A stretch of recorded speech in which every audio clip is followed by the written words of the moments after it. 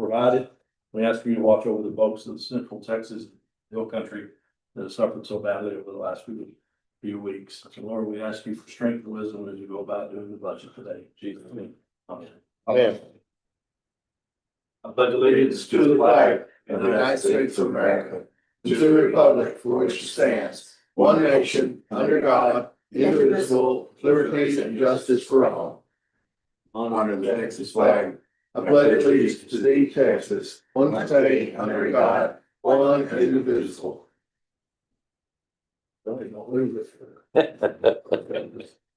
All right, 2 items on the agenda today. Well, first of all, any public comments?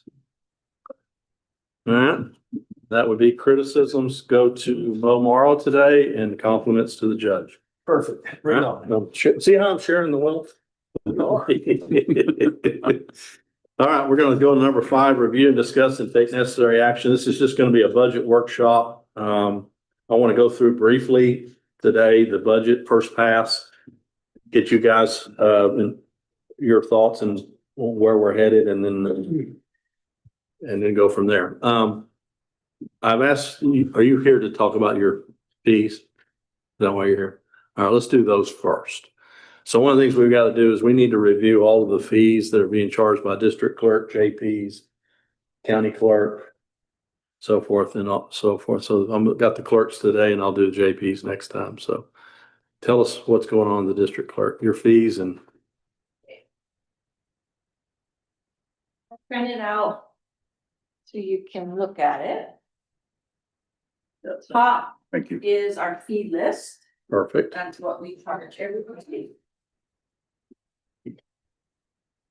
Thank you. I don't know if I need one of these for her. Give one to Melinda. I'm gonna probably get you to send me electronic. You have this electronically, you can send to, I guess. Sure. Okay. Okay, so the top is like what we charge everybody, what goes through our office. And then the first report there is for last year. That'll show you what we brought in total.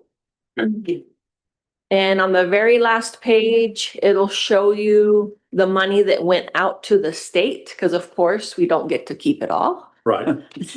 Sadly. Sadly. And I went ahead and ran another report. That's the third packet there. That's for this year up until yesterday. That'll kind of show you what we've done. We do not collect money on a couple of things, and I can tell you why. So there are some times we have to give, well, lots of times we have to give free copies. That's to any attorney that is court appointed. So that's almost in every criminal case, because we hardly ever have somebody that has a privately hired attorney. And then any ad litems, anything like that, they all get free copies.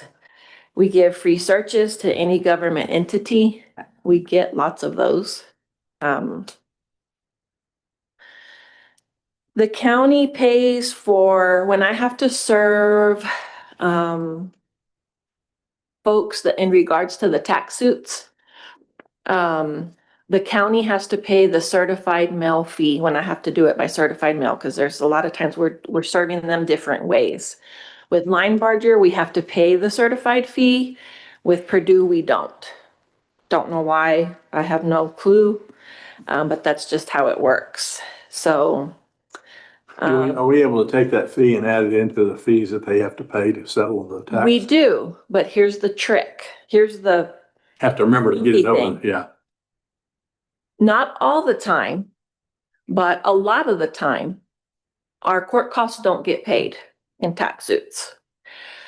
But they can be paid. They just don't get caught. They just don't get paid, because a lot of the time what it is they file on these people, and this is both Line Barger and Purdue. This happens with both of them. So it's not just one doing it and not the other. They file it to try to get people, okay, let's pay your taxes and stuff. But of course that's caused the court cost, them being served, all these fees, right? But a lot of times they'll come to these agreements where, okay, if you pay your taxes, we'll just non-suit this. So then the court costs never get paid. So if that has to do with one where I had to send out certified mail, excuse me, where we paid the fee, we don't get that money back. We don't see it. I have thought about talking to both of them and even my judge to see, is there something we can do? Like, just because they want to non-suit it, is there a way we can still collect these fees? Because I don't think it's fair. You know, we did all this work and sheriff sometimes goes out and serves, so they did work. And if it's, you know, certified mail, and then we don't get any of that money back. So, All right, so let me ask you a question. Sure. I have two questions. So the fees that you have here, yes. are we at maximum that you can charge? I can tell you that I checked some of them. I didn't check all of them. The ones I did check, we are. I feel very comfortable with what I am collecting. If you call counties that around that are about our same population, we are all right on the money. Don't go calling Travis County and try to Yeah. compare, because they're going to be charging way more because of their population. There's fees that they can charge extra, and then some of the fees we charge, they can charge more because they have this massive population. So, you know, any of those huge counties, they're going to be charging way more than what we charge. Okay. So just so you know, if you call a big county and they're like, oh, on a divorce, they charge $450 and you only charge $350. Well, that's why. So just out of curiosity, and I'm not saying we're gonna do this, but if we said tomorrow we want to charge $450 for divorces, could we do that? I don't think so. Because of the size of a county we are, we're limited? Yes. Well, that's a real. You think there'd be an economy of scale? The bigger ones should charge less. 'Cause Yeah. they do more. I figured you were gonna tell me Travis County gave it away. Oh, no. Okay, well, and that brings up the second question. Look at your report for this year. In the very last page. Am I reading, so you're doing all this work so far this year, and you do a great job. Are you telling me that all we got out of that is $1,178? Is that, look at your, where are you reading that? Mhm. I'm looking at cumulative totals down here at the bottom. So this is the grand total. Of what we collected all together. This here, if you add on it, that's what goes to the state. Okay, what did we get? Well. How much do we put in our pockets? Subtract that. What is this number right here? That's just cash. This breaks it down. Christmas check, credit card, money order, like that. Oh, I see. Okay, so we've collected $35,000 grand total, including state. Grand total includes Yeah. the. I'm trying to read upside down. It's not working. So the grand total is smaller than the payments total. All right, so we've collected somewhere either 35,000 or 28,000. But how much did we put in our pockets? This one. Do you have any idea? Subtract. This is- This is the state's money that I had. These two are the state's money. So we collected $35,000 and we gave the state 8,000. So, okay, there's the 28. Okay. So we've collected $28,000 in Brewster County. Okay. So your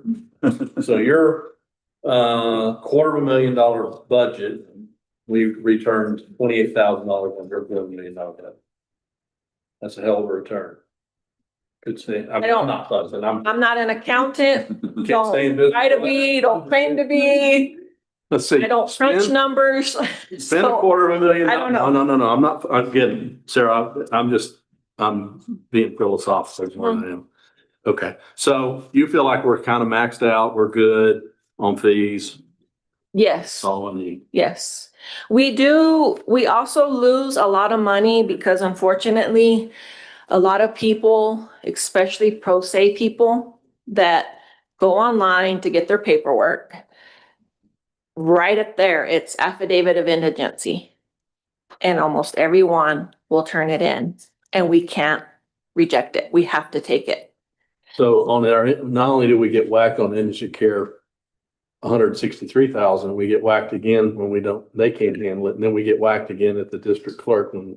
And they like to do it for expunctions, which expunctions, we should be making like what, like 4+? Yeah, normally like last year I brought in $1,000 expunctions, and at the beginning of this year, everybody started filing them. Now, I know in my court, if somebody says they're indigent, I can have a hearing. Mhm.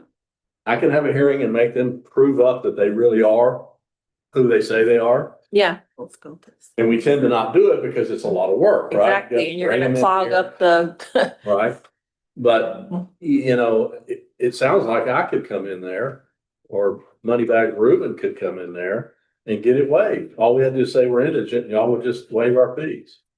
And that isn't right. no, it's not fair. I mean, Okay, yeah, well, we're not gonna solve it today, but all right, well, I'm looking for every dollar of revenue that we can draw. Can we charge a Sarah Martinez fee? Or like a. I wish, not that I know of. I mean, I don't know. I have a question. Yeah. With the first report that ends 9/30/24 on the last page, back to the same scenario that yellow highlighted ones. I'm confused too, because you add those two up and it's 11,500. Can you take that away from 48? It doesn't equal 40. Okay. Or, you know, And just so you know, because I know it is confusing too, the reason that there's two amounts that's highlighted Right. is because when somebody e-file, say they e-file a divorce, the system is set up to automatically send that money to the state. So Okay. the state gets their money right away. It doesn't even come to our bank account. Okay. And then the other one is, say somebody walks into my office, say pro se, and then they pay us. So then it's up to us Cash money. to send, yes, to send the money to the state. So the process is that every month you walk over to the treasurer and you hand her a report. Or- Which she and does. you hand her, you say, here, She's here. you give her the money and the report. But you put the money in your bank account, you write a check out of that and Yes. give it to Julie and say, Then I okay, distribute where it goes. but based on her report. Yeah, and Julie and I were just talking, if you look on this report, if we're in the, next to the far right column, it's got all the GL codes. And I'd like to get with LGS and see if we can get all of those updated, so. that Julie- UCMS. Ma'am? UCMS. We have iDocket. iDocket UCMS. It's not LGS. I thought you used LGS.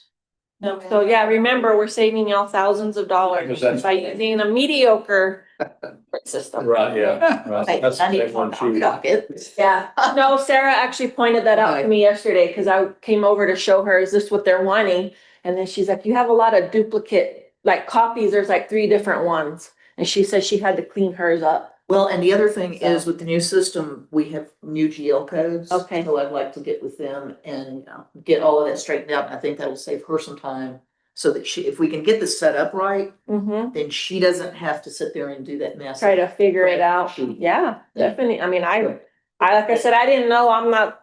No, I get it. So at some point I'll be coming to, I've got it on my August list. Yeah, Just wrote it definitely. down. Okay, all right. Well, thank you, Sarah. This is good. Okay. I think we just wanted to review it as part of our requirements by the statute. So, I mean, even if you doubled your prices, you're still, I mean. Well, you can only charge so much, Right, by the codes. Yeah. So Are we charging the max if the codes? allow? that's what he was asking. Oh, okay. I only looked up a few and we are. Yeah.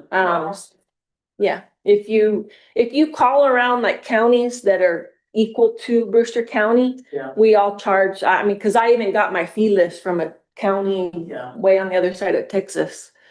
So I feel very comfortable with, sounds like your frustration is mostly all the giveaways that we can't charge for, and the That we people who lose. claim to be indigent who probably could afford to pay you $10 to copy something.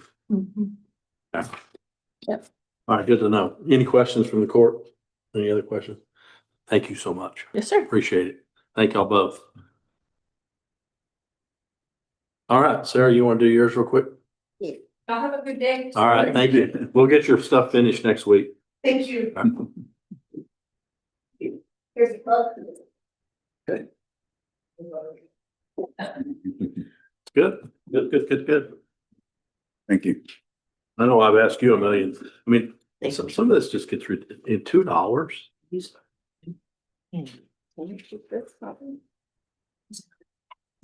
Okay.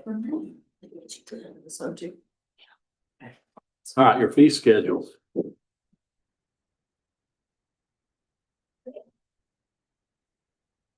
Fee schedule.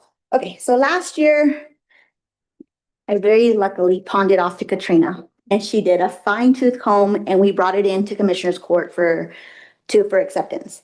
So this is everything possible. There are certain things that we can't charge for, and the girls and myself have one that has all the statutes listed on what we can and can't do. So if anybody comes to contest the prices, we can literally go straight to the statute. The one that is in front of you is the one that the public can see, and they're more than welcome to have the copy with the statutes that are on it. And we have gone, last year is the last time that we touched it. There have been no new legislatures come through where we can add money. In 2021, SB 21 went through, and that's what rocked all of the fees, as far as case fees. Every year in October, I report to the Texas Comptroller the new sheriff fees. So that's something that changes regularly depending on Sheriff Dodson's report on how much he wants to charge writs and services and everything for that. Whenever we write up the writs ourselves, all of our citations and our writs stay at $8, so that never comes up. I want to say districts was able to go up a couple of dollars from 4 to 6 or 6 to 8. So there's been some increase, but not a lot. But I think if you and I've talked about this, you're at the max. You have no room to go up. The only one that doesn't have a statute that I could probably play with is our plat, is what we charge for plat recordings. The only reason it's at 75 now, and that's not including our records management or preservation fee, is because I'm verifying it with what it would charge me to get it to digitized in El Paso, and they charge me $75. We bought a scanner, and we're hoping to offset the cost, at least try to balance out the scanner, but we just haven't had enough plats the way we were last year. We had at least 6 plats come through. Well, this fall, we're gonna redo our subdivision regulations. We have to because we're out of compliance. Okay. And so I can assure you that after we get that done, your plat fee's going up. That $75 is going up. I mean, it's not like we're doing 1 million of them a week, so it's not gonna make a difference, but it's principle of the thing. Yeah, so as far as the total goes for plat, it's $95, 75 for the fee, $10 for records management, $10 for preservation. Do we need, just while we're here, do you want us to ratify this again for another year? So we can, That way we don't have to bring it back later. we can definitely do that. All right, on your summary report, yeah, we just have to say that we agree with them or we've approved them. Judge, So, yeah, it's not a line item on the agenda. I can bring it next Commissioner's Court or whenever. okay. All right, yeah, we'll bring it in next time. That's fine. Okay. And I'll make sure to give Jenny the one with the statute, so it's for public knowledge. It's in the minutes. Okay. All right, so far this year, you've brought in $120,684. How much hit our pocket?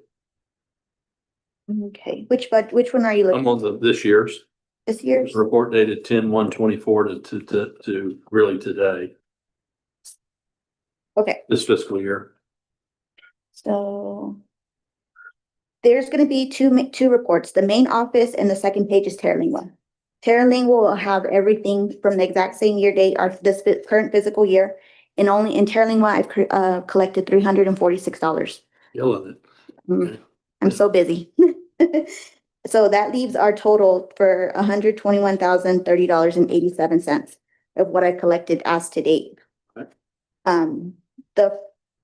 So you have two. The one highlighted orange is our present one. The Yeah. one highlighted yellow is our late one. Nice. So if you want to see a comparison of how much we've done, We are pretty close, considering that we still have a few months left on even reaching the same as last year. Okay, so how much of all, so far what you collected this year, how much has hit our pocketbook? Okay. I guess it's 19, it's the same, this is the same report Sarah had at the very back. Okay, so you're gonna have two reports. The money distribution, this is my case management. Right. And the daily summary report, this is my cashier, where I do all my land records, copies, vitals. So you have to have two different reports. As far as copies go, land records, vitals and all that, we've brought in 121,000 Okay. on just that alone. In cases, the case management, we've brought in, and you're gonna look at just the PT and state PT, because that's just what is collected separately, and that's a separate check given to Julie every month. We've collected 15,000 and $49. $15,049. Mhm. That's on what now? On case management. So Case management. our probates, our civil, our criminal, and that's everything that's filed online by e-file. And then how about other fees Other fees is 121,000. or to our pocket? Yes. Good. So, and You're paying right now, we've been giving out 618 birth certificates. That's not including death. Last year alone, we did 691. So we are a whole lot busier in our vitals this year. And I think it has more to do with our DMV is requiring everybody to get a birth certificate before they can update their license. So it's been a busy year for vitals. So we get basically $26 for a birth certificate? Yes, sir. Okay. That gets separated, $20.17 goes to us, $1.83 goes to the state. We do $3 of the plastic or the envelope and $1 for our vitals preservation. Same for a death certificate? The death certificate is $1 for vitals and 20 for us. Nothing goes to the state out of that. Those fees are a little more realistic. Okay, all right, good.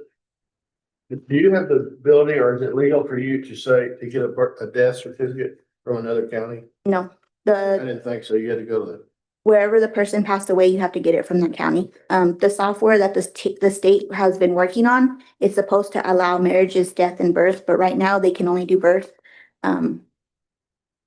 They still need to work on their software. Yeah, it's the state software. just that's it. Thank you. Okay, so Melinda and Julie, Yes. when I go to county clerk line item 100-4310, county clerk in the revenue section of our income statement, I'm assuming the word county clerk means these are the fees that the county clerk is collecting and giving to you guys. Correct. According to this, through the fiscal year, this fiscal year, looks like we've collected $63,771.95. Correct. All right, and she's showing that we've collected $120,000. I guess that gets dispersed. It's not just. Okay, so it's not all ours. No, well, and it is ours, but some of it goes, this is what goes to the general revenue fund. All right, some of it goes to Some of the it's courthouse To security. restricted funds and stuff, so it gets kind of split out. So the money distribution report, it'll give you an idea of where all that money goes. There is a line item you'll see duplicates on there, but it has to do with my coding process as far as this goes to civil, this goes to probate, this goes to criminal. Gotcha. So that's what the duplicates are. There is a line item for the judge's signature. And right now you've signed over 80 orders, which you've signed more, but when they come into court. So Okay. this will give you another breakdown to the right of the distribution. Okay, all right, so I mean, we budgeted 60, you're already over budget on the revenue side, which is good. Okay. All right, any questions from court on this? We're gonna continue to refine this what I'm interested in knowing from the treasurer's office at some point is, here's what came in total, here's where it all went, and how much stuck on the county's wall. That's what I want to know. On the, That is one of the reasons that we need to get the codes updated Right. in iDocket. And I think once we do that, it will be more clear, because Yeah. right now Julie is literally creating this massive spreadsheet to sort it Yeah, all out. and we're done with spreadsheets. We've got spreadsheets for spreadsheets. on the back of your, on your back of your treasure report, Yep, the last four, it says page 205. The records archive, records management preservation fund, records management fees, records preservation. This is only what's cashed out from properties, from vitals, from just not cases. There's no case management in this one. This is an idea of what is coming to us. So it's okay, 16,900 from records archive, 24,345 for records management fees, and the 15 and 580. You can add those together. The reason they're separated, it depends on which line item it's coming to, because sometimes they can be together and sometimes they're separated within the codes. okay, So Good. that's a more realistic idea is what I've brought in currently, but that's not including case management. okay. So as of right now, I'm pretty close, 24,000 and 17,000. Okay, good. Thank you very much. Any questions from the court? Thank y'all. Thanks, super job. One next thing, next budget, it'll be completely different. I have to shop for software this year. Like Sarah said, our case management is free. You get what you pay for. So we're still working on correcting a lot of things with that. You're talking about 27's budget.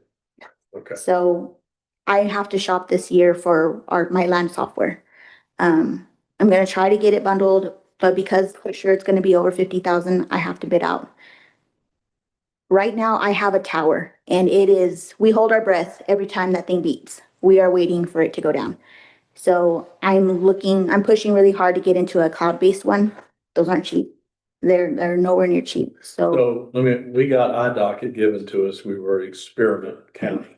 So we've been paying nothing for iDocket, but iDocket is right below the surface of the ocean in terms of its quality. Yes. Right? And so you want to go get rid of iDocket and go to something that's. I have no plans to get rid of iDocket. That's As your much- case management. It is my case management. It's free and it has room to grow. And there's nothing on there that can't be fixed. And it's one of those things is there doesn't have enough years of coding involved in it yet. And it was such a push project from the state. It didn't, in my opinion, it didn't have room to be perfected because the timeline was so, Roll it out real fast. yes, they rolled it out What way are too. you talking about, place? My land and vitals. So where I collect, my county fusion, my public search, my GovOS, all of that, that's gonna have to be either improved or a bit out. I'm gonna have to get off the tower and the cloud is going to cost a lot. Is Tyler is Tyler in that space? Tyler Technologies? Tyler has the software. You will not find small county clerks raving about it. They are based for huge counties. They cost way too much. They don't have the same structure of what small counties need. They were one of the software companies too that was picked by OCA for case management, and they are below iDocket in that case management system. So Okay. we're ahead Yeah. by one. Well, we're ahead. Only reason I ask is we've gone to Tyler on our accounting and so far I'm very pleased with what I see. But, and I didn't know if we could leverage, we could go back to Tyler and go, okay, we just bought a very expensive county program. We want to add vitals to it or titles to it. What kind of sweetheart deal could you give us? Would you still be willing to look at it? Yes, absolutely. I'm willing to look at them. I'm trying that same technique with iDocket alone. There are some things that County Fusion does that I do not want to get rid of. And it's based off of our efficiency and our digitizing that makes it so efficient and it's based off of 12 years, I think it's 12 or 13 years of coding along with our suggestions that they're always open to. So the software has to be fantastic for me to want to get rid of County Fusion. And their company, the sister company that bought them out is GovOS, and their online cloud is Vanguard. So if they're willing to work with me to get County Fusion on cloud, that's something that I'm willing to go to. I don't even want their sister cloud, Vanguard. So Okay. I'm really happy with County Fusion. But so for 26 though, we don't have to worry about No, just this time next year. we'll when be I hit looking. you Okay. with the big one. Do you have a rough estimate? I know it's a year out of roughly what kind of price tag we're looking at on something like that? No, I know they said cloud storage was looking at 100,000. And I know I have We're some, gonna stay in the five figures. I know, but that's looking, I think at a contract for 5 years, because I think So the that's, majority of them are looking for 5-year contracts, because that's how I got this deal. 'Cause so that 100,000 would be spread over 5 years? yes, but that's just the cloud. That's not including the software. Yeah. Gotcha. Okay, thank you. All right. Let's go on to the budget. You guys have in front of you in your binder, the worksheet. When I went through the budget this year, Ruben and Jim, I talked to Mo a little bit about this, but let me tell you the philosophy that I kind of follow as chief budget officer. And these are not in any particular order, but as we go through the numbers, first of all, we want to take care of our employees. I mean, everybody's doing a good job, and we're going to talk about that here in a minute. We want to continue to search for every revenue we can find, and the revenue just isn't laying around. I mean, we can only increase our ad valorem by 3.5% over last year without going to voters. PILT's pretty flat, sales tax is flat. So revenue is a big deal, but I don't know where we're going to get it. I want to see in 26, I took the attitude that we want to increase our spending in 26 on repairs, maintenance, and roads. I think to have broken windows and unpainted trim and worn out roads, I don't know. If we're going to spend any money this year, my philosophy has been, we're going to fix what we got and clean it up, paint it, do whatever we can to keep it running, as opposed to just ignoring it. That's how I looked at the budget. So when we got to repairs and maintenance, I was a little more generous. Where I wasn't so generous was travel. We've got to continue getting our CE. I get that. So we have to provide some money for that, but we're going to help. I held the line on travel. The other place I held the line this year is on capital expenditures.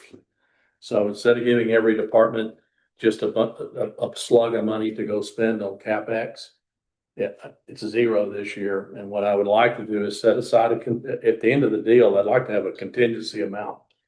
And if county judge wants to buy some new gadget, all I gotta do is come and make a pitch to you guys and we'll decide. So over this next year, we get a good handle on CapEx. Now, I'm not really talking about big ticket items. We would do that anyway, like graders and trucks and so forth, but just really any kind of capital expenditure across the board. And it's everything from the sheriff's new vehicles that he needs down in Terlingua to the treasurer needing a new, computer system. I don't know, whatever it might be. So those are some things I did to try to save some money. And then, we can expense management the budget to death. We can cut our phone bill, we can become more efficient, but there's only a limit on how much expenses you can cut. You can't cut them fast enough or deep enough to really make a significant impact. Yeah, we've got the phone bill down from 96,000 to 75,000. We'll get it down to 50. But that probably took me 25 of time to get it to 50, right? So you can't manage your budget with just expenses, although we got to hold it. I think now that we got Tyler in, we're going to have a real clear picture of our numbers, way clearer than we have in the last 10 years. Not to mention, I think it'll tighten up our procurement and our purchasing so that I don't want to, the goal is not to shut the county down and not let anything be bought, but to oversee that, to make sure we're buying efficiently again, that's managing expenses and you can only do so much of that. So that's kind of the philosophy that I've followed when I did this budget, guys, and I just wanted to let you know that's kind of what I was thinking, but let's go to page 1.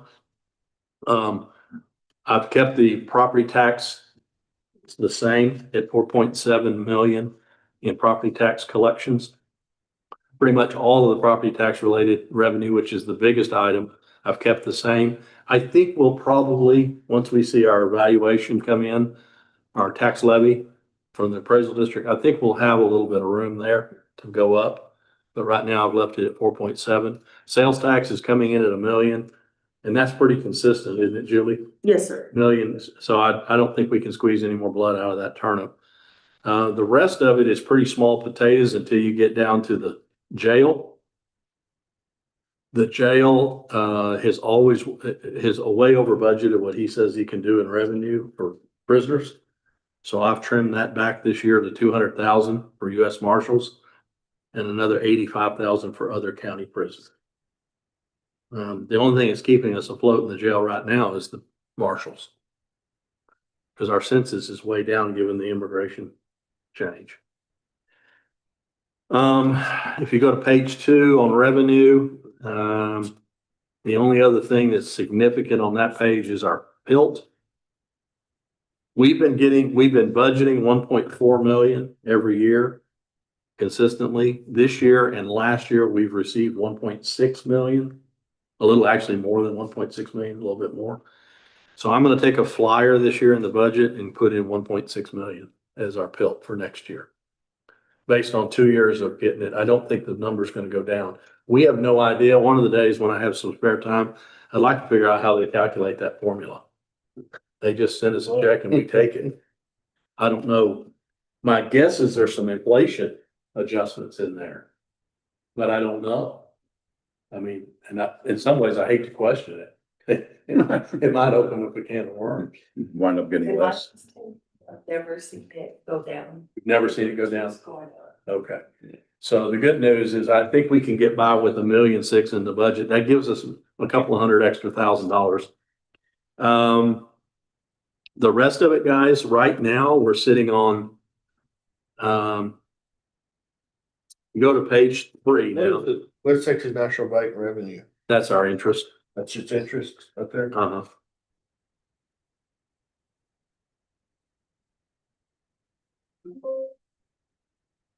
Although, you know what? That's really Trans-Pecos. Yeah. Yeah, we need to change that name on that. I thought I had changed it on Yeah, all that's, of them. why don't we put, I don't know. It should, There's a better name for is it that. 4616? Yes, I thought I had changed all of those to. yeah, that's Trans-Pecos most of okay. Hey, there. We're on page 3 of the revenue side of the budget. 500? We're short? No, it's a 3 of 500. Yeah. Yeah. All right. So if you go to page 3, and you look at the bottom far right, bottom number 8.2 million is the budget. Now you really need to take out $2 million of that because 2 million of it is the tourism, which we can't use. All right. So remember 6.2 million when we get through expenses. So 6.2 million is our, Why are we taking that? well, because the 2 million doesn't, it comes into us, Well, we don't use it. but we keep, well, remember now, we keep 10% for historical Okay, preservation right. and 7% for administrative. The rest of it goes right back out the door. So, which brings up a good point, Melinda. Mhm. If I'm taking 2 million in, and I'm also showing 140,000, 40,000 for revenue from administrative, I'm double counting, aren't Run that by me again. All right, If it's something else. I? If you go to line item, I'm in revenue, 4217. I've got $140,000 in revenue there. That's the 7% that we bang the tourism department for. Are you with me? Page 1. All right, then I go to page 3 and I'm collecting $2 million. Really, that 2 million I'm double counting, aren't I?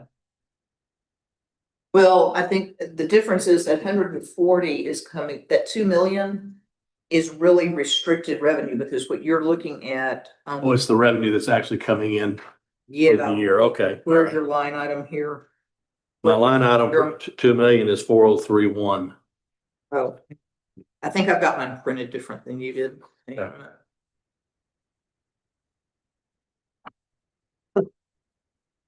Okay, so the 2 million that comes into hotel motel tax Right.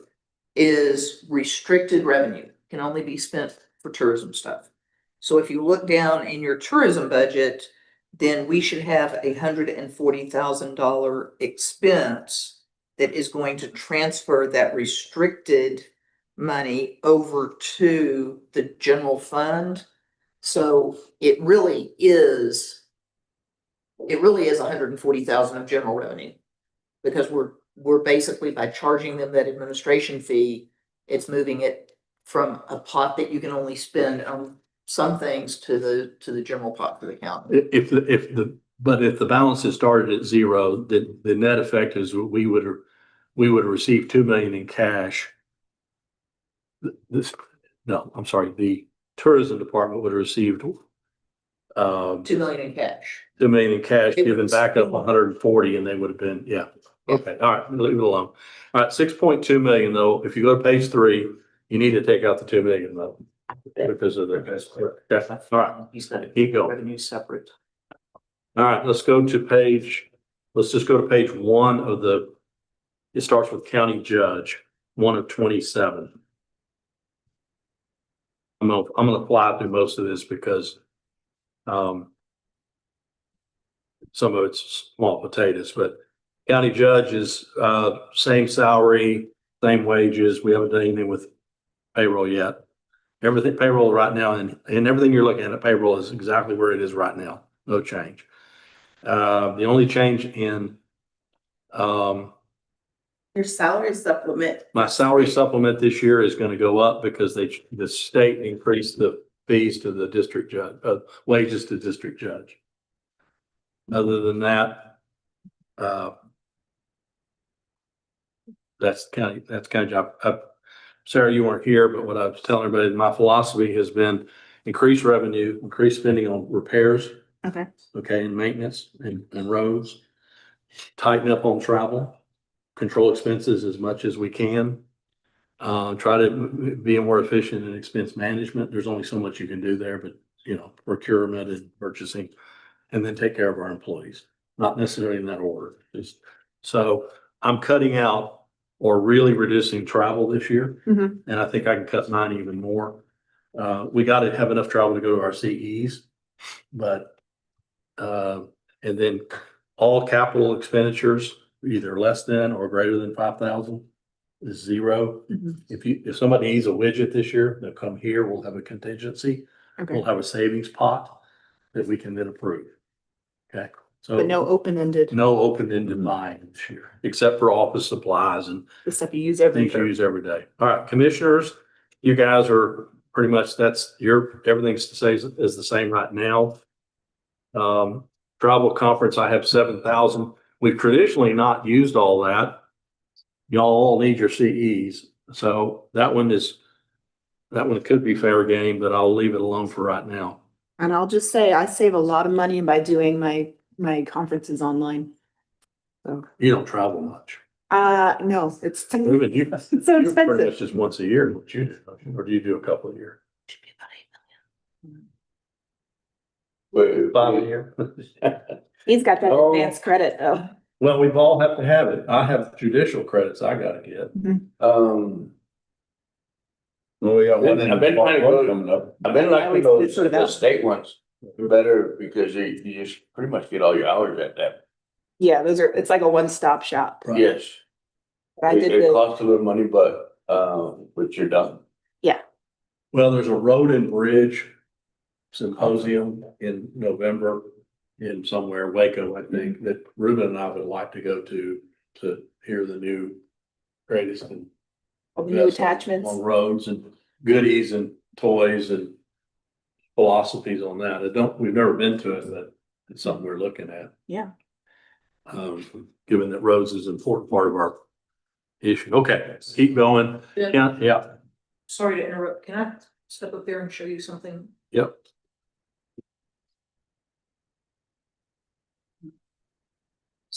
What's that? Mine's in a different name. Well, I thought revenue had to be negative.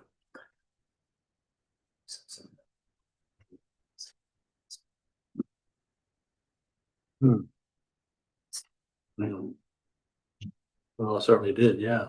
Okay, go to flip it. So I just put it in as a positive, didn't put it in as a negative, Right. which, okay, So. well, that'll help. So you're gonna fill that now.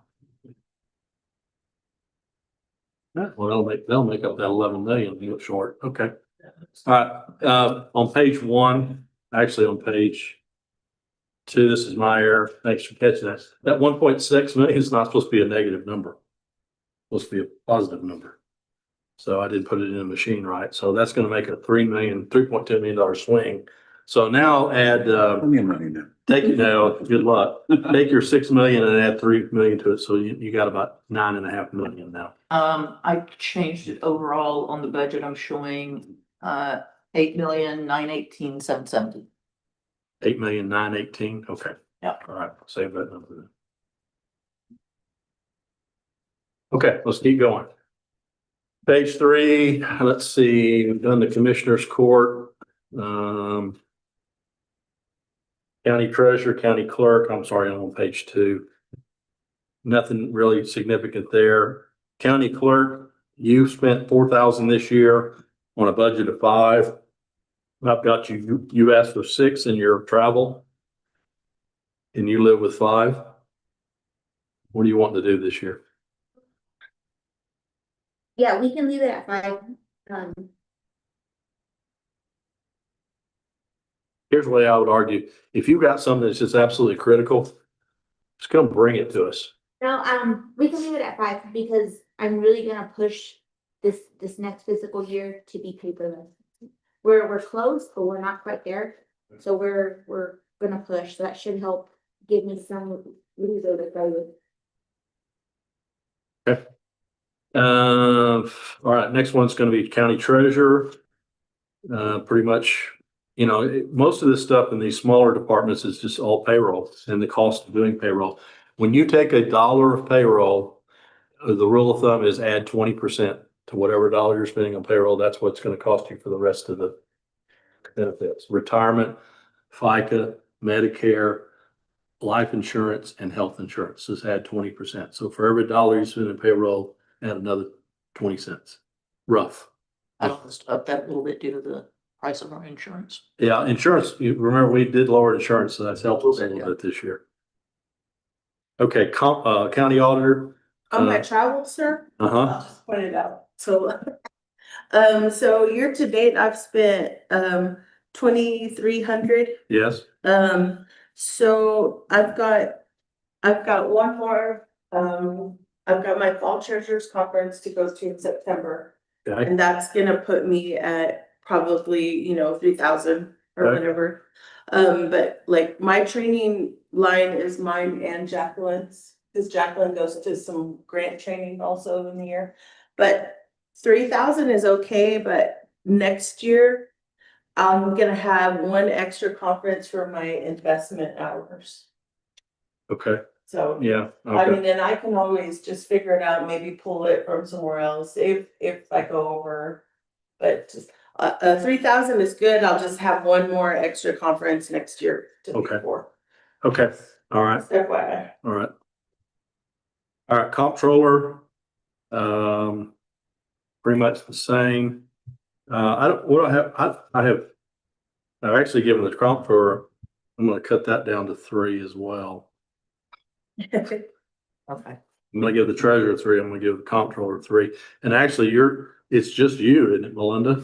Well, like we talked about, I'd like to see if there's some training that I could send Bucky to. Okay. But on the flip side, one of the things that I'd like to look at is to see how much of that can be done online. As opposed to adding a bunch of travel into it. I mean, I don't like, I mean, that travels, I mean, I realize that, I mean, sometimes some of the best work is done when you're sitting next to somebody at a dinner and go, how the hell did you do that? I'm not saying, I'm Yeah. not saying all of it, but I think there's some of it that can be done online. Okay. All right, page 4, Veterans Service Officer, that stays the same. All right, let's go into government entities, Department 4070. Just running through this appraisal district. Mo, I've increased that a little bit this year. Know what y'all are planning on doing.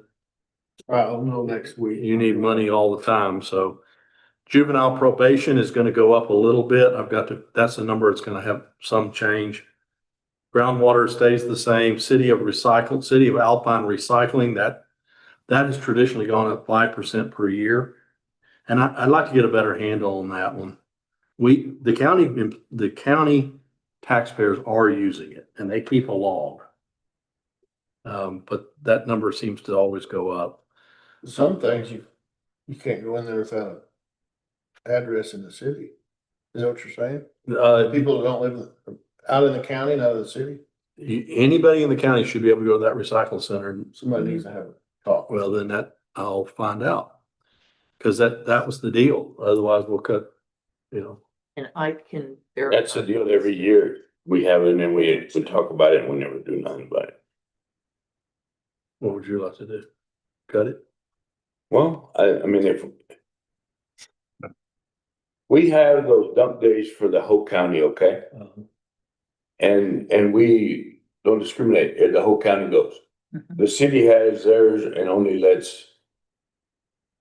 You show a water bill or something. Yes, Get in there. yeah. I mean, it needs to be open for our county if we're gonna pay for it.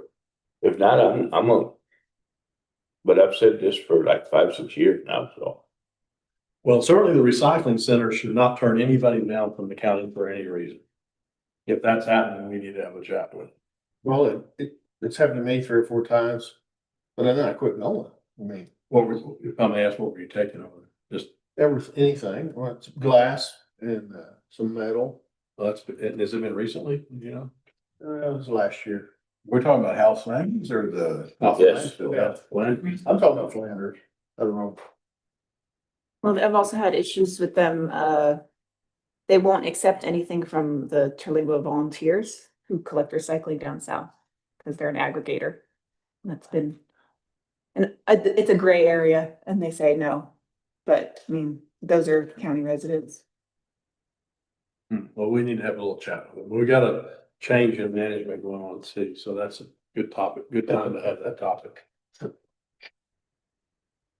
All right, indigent care continues to, it's not as big as we could have been. By the way, we did get the 40,000. We haven't got it yet, but we got approved on that $40,000 that we spent Shane O'Neill for that law, good. that bill. Oh, yeah. We got that money. The state gave us, so we're gonna get that back in soon. Good. 83rd District Attorney stays the same.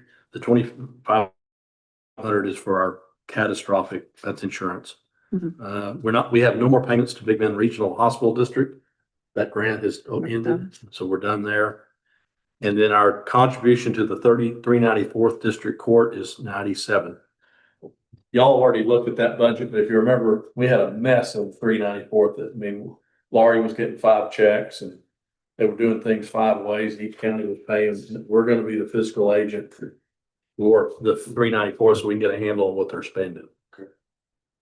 But that one still is a runaway. I mean, Melinda got a bill yesterday just out of the blue for $2,500 for a case where they appointed a psychological evaluation. And we're gonna end up eating it at the county. Cause it's a Brewster County case. And so we're gonna build some additional money on a different line for that kind of thing. All right, page 5. Let's see. Annual audit fees. By the way, 23 audit is done by the end of this month. We already got preliminary numbers. Nice. 24 will be done in November. And we'll be caught up. Okay. It's only costing us $90,000 a clip. Okay. So Here's my plan though, is since Preston has done a marvelous job in getting us caught up, after he gets through with 24. Of course, I guess this is going over the public airway, so he's listening, but I plan on asking him for a little break. I don't know that I'll get it, but I'm gonna ask him for a little break. You know, I guess the other way I'll look at some of those expenses is we're paying them now, yes, and they're coming out of current year budget. He didn't pay them in prior years, so those funds have been kind of sitting in. Yeah, surplus. that's true. That is true. Well, if the ladies are doing the bulk of it, I think he ought to be able to go down some. Well, I'm hoping his numbers are good. He's got a Tyler, he's got a better accounting system. He's got Melinda and Patty and Julie. So I'm hoping maybe he's getting more efficient too. And it's his own numbers now. He'll have 3 years of his own numbers. Not So, cleaning up somebody else's mess. yeah, maybe there's I mean, I don't think you're gonna see it cut in half, but maybe he knocked 10,000 off of it or something. I don't know. We'll cross that bridge when we get to it. But all right, Melinda, on indigent defense. Yeah. 7201, that's gonna be, is that what we're considering the second line item for 394? No, sir. The indigent defense amounts, and we don't have it in there yet. We're gonna have that broken out between indigent defense district court and indigent defense county. Oh, this is over and above what? This is over and West above Texas. what Far West Texas pays. Yes, sir. God, this indigent thing's killing us. All right. Public notices, PILT. All right. Let's stop right here. Where are we? I'm on PILT, 7812 and 7813. All right. Sarah, I don't know if you're aware of this. I have not had a chance to meet with San Vicente School. But Reagan came to me the other day and asked if we would be willing to consider. I have never understood, quite frankly, why San Vicente gets 10 and Turlingwood gets 5. There's a history there, Ruben, you may be able to tell us, but It used to be 7 and 3, remember? It was, I think it was just set up because they had no tax revenue. San Vicente. Yes. Yeah, so I met with Reagan and he asked if we would consider doing 7.5 each. Split the baby. Which means he goes up 2.5%, they go down 2.5%. Well, I said, well, we can take it to the court and see what the court thinks. The problem I'm having with it, and this is, I'm sure gonna stir, I really wanna know, I'm not trying to stir up a hornet's nest, but it's not my goal. Is I'm struggling with this, with a school that has 8 students. Well, that's my question is, can we switch to a per capita per student? Or is that just too complicated? Well, we could, I mean, in fact, the superintendent told me the other day, there was a point where they had 8 students and 4 of them were belong to a park employee. When they left, they took half. They took half the school with them. School. And so I have received I have put the word out that I want to meet with the superintendent and I have I'm gonna schedule a time to go down and see her next week. Maybe you can join me. And I just want to understand, but from a business standpoint, I gotta tell you, I don't know why, I gotta understand why we're keeping a school open that has 8 students in it or less. With the superintendent, a business manager, and a principal. And some kind of teacher. And a teacher. Yeah, Now, well, it's a whole maybe- district. It's not just a school. Yeah, It's an yeah. entire district. And so, Well, let's visit, I wanna visit. but not ruffles. I mean, the parks controls are peeled, okay? Mhm. Keep that in the back, over here somewhere. Yeah. I know. And that is the argument. They don't get. Any Federal property loan tax, yeah. Yeah, they don't get no tax money. How far is it from them if they were to bus to children? 30 miles, 26, 30 miles.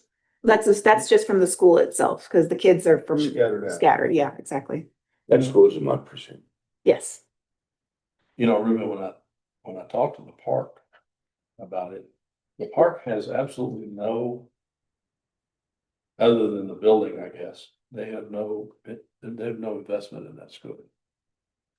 Realize that, but still, I mean, Yeah. our bulk of our money that we we depend on to operate comes from that. Do you know if there was ever an agreement that part of that was required to go back? That wasn't ever part of the agreement for getting the bill, is it? I mean, No, but I mean. You know how much trouble we had with them when you closed the park, you know? yeah. I mean, it just, No, I know. somebody paid attention somewhere, you know? It might take a little bit for them to open their eyes to it, but Fair enough. I mean, I think that's small potatoes. Yeah. I think if we wanna give, Mark has always been a very good neighbor to us, and we should be a good neighbor to them as well. yes, I think, I mean. I think it's gonna come back and it could come back and bite us in the butt to try to save. Few thousand off. Yes, Fair enough. that's my take on it. I mean, they're big boys, they're big dogs. They're gonna bite you, you're not gonna realize when it's coming. Yeah. Well, If we wanna give Reagan some more money, I say let's give him some more that's money. what I was gonna say. And is because, I'm you not know, opposed to Tulane that. School is hurting for money. Yes, And they're the. I mean, we're looking at 3, 4, 5,000, I'd say. Let's give it to Lingua and be done. Well, let's see, if we gave, We give them. Turlingwood gets 70,000. If we gave them another 2.5%, which is what they asked for, Okay. that would take that 70 to 105. 2.5% of what? They get 5%. They get They're 5% asking for of the 70. bills. Right. And really, that number's not calculated on the 1.6. I think it's calculated on the 1.4, isn't it? See, because when the pilt rises, so does the payments to them. So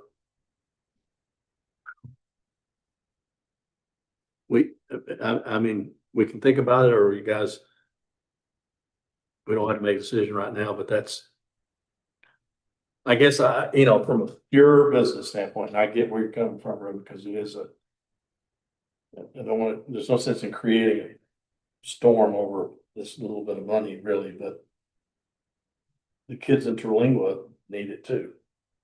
Well, I mean, And I guess, part of me says, why don't we, if we're gonna at least do it, give them what we give San Vicente, make them equal.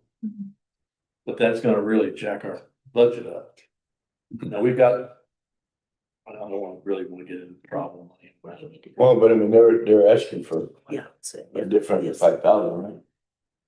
If they ask for 2.5%, they ask for 2.5%. Okay, So if you take it up 2.5%, if 5% is 70,000, 2.5% is another 35,000.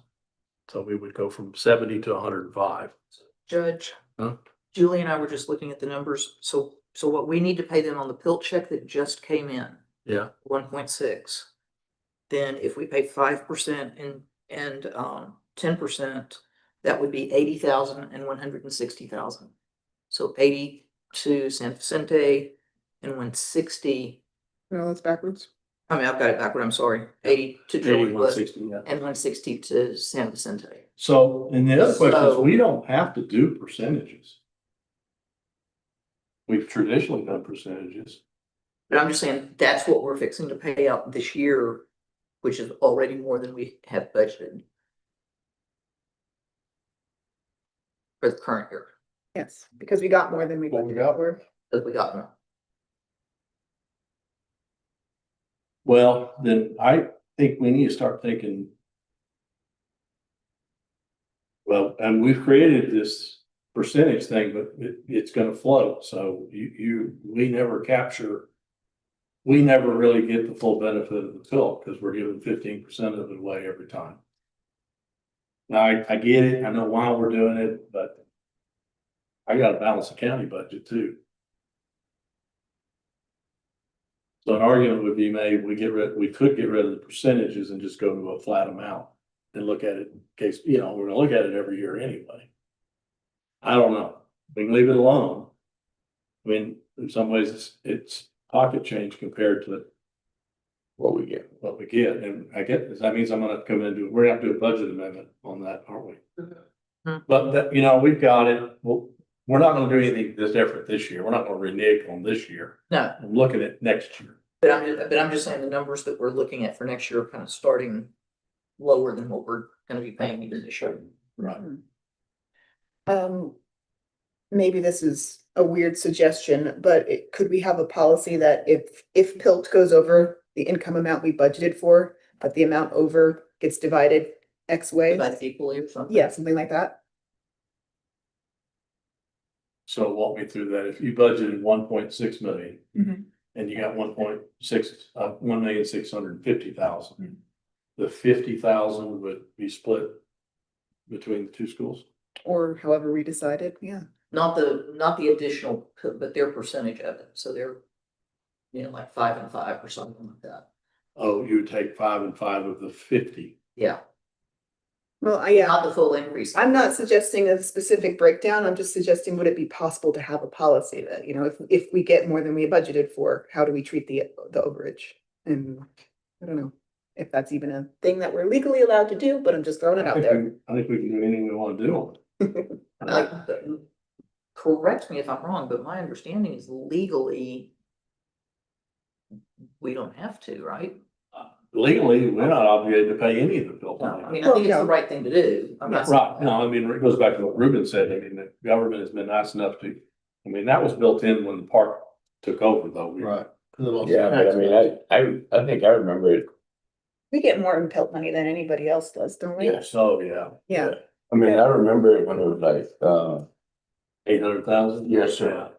I do remember that part. I mean, we've always shared the wealth. I'm not saying we shouldn't share the wealth. That's not, but I guess my question is, I've got a request from Terlingua schools and it's not an unreasonable request, given they've got 100 and something students and, you know, like every other school.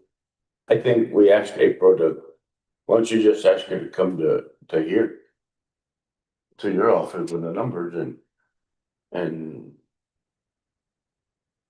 then just see what her take is on it. But, you know, Ruben, they should have their budget numbers done since their school year. No, I know, but ask April. That's the superintendent there. Yeah, She's from Marathon, so I mean, ask her to come to the office here. I mean, she leaves from Marathon to go there instead of before she goes, or she could come here. That's fine. I can do that. That's not a Yeah. problem. I guess, so you're. And what I'm getting at is if ask her and then just, you know, hey, this is what we're fishing at. We're just be advised that we might halt your numbers a little bit or something. Or split the baby and just do 7.5 each. Well, I don't know, I guess we need to ask her if we cut your budget from 10% to 7.5, what would that do? And I kind of already know the answer, it'd be the same thing if you cut our budget. The answer is, well, no, we can't afford the money to give up the money. Yeah, okay, I'll get with them. You want to just leave it alone for right now, guys, and we'll talk about it? Mhm. Okay. All right. More information. Yeah. Good news is the medical retirees premium for health insurance went down in the budget this year a little bit, largely because we lowered our rate. Remember, we lowered it from 920 to 891. So autopsies, that's a big, I think we're a little high there, given what we spent this year, but maybe we may be able to move a little bit there, keep going. Let's see. Liability, there's an expense cutting opportunity, but our liability insurance it never stops. In fact, it's budgeted for less than we've spent so far this year. Did they talk to you, Judge, about the new cybersecurity or the coverage for? Yeah, and they're pulling cybersecurity out of the traditional coverage. How rude. Okay, so now you get to pay more for cybersecurity It coverage. used to be included. Correct. Great, wonderful, thank you. So I may be a little bit off on that one. I may need to increase that, but we're going the wrong way. Okay. Workers' comp, we got a handle on that one, I think, pretty good. And then by by November, the audit task force will be done. So I've left it in there, but I don't know that we'll spend all of it this next year. Unless we decide to use Patty for other things, and I don't know that we would, so. All right. Keep going, page 6, contracting agencies. The big one is the volunteer fire, emergent air, 189. And the second biggest one is the Alpine Emergency Services. That's basically what amounts to the fire department.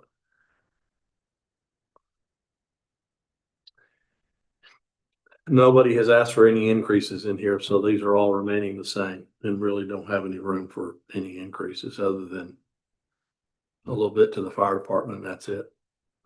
Marathon stayed the same, although he stays fairly with it. That's mostly room for fuel and Yes. little things he needs, and tires and tires and stuff like that. We need to keep him obviously running.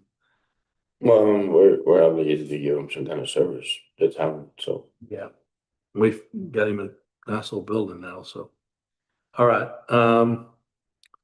We'll keep going. IT expenditures. Now I'm going to page 7. Here, so there's a couple of things.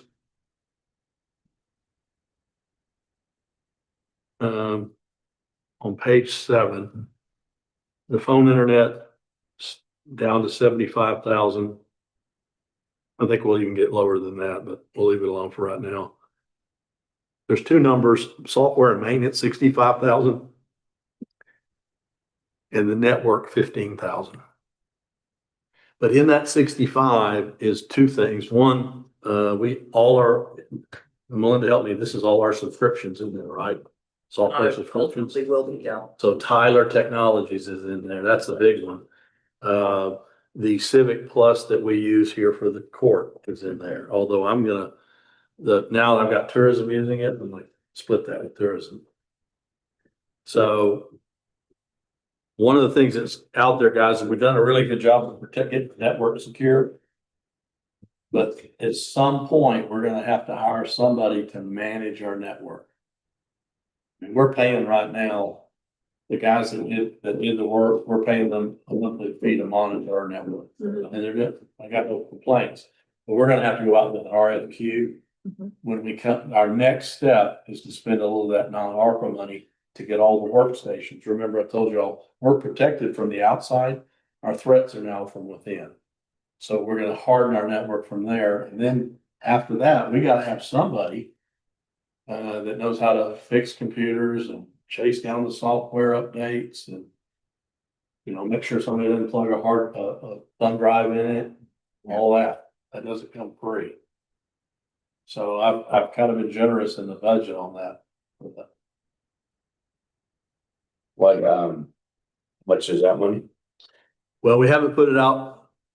We haven't put it out for bid, Ruben, but I'm going to guess that the annual fee to run our network is probably every bit of $40,000 to $50,000 a year, which is what we were spending with Velocirus. Yeah. We were actually spending a little bit more. And frankly, I think we're in better shape than we were than when we had Velocirus. But we're going to have somebody have to manage it.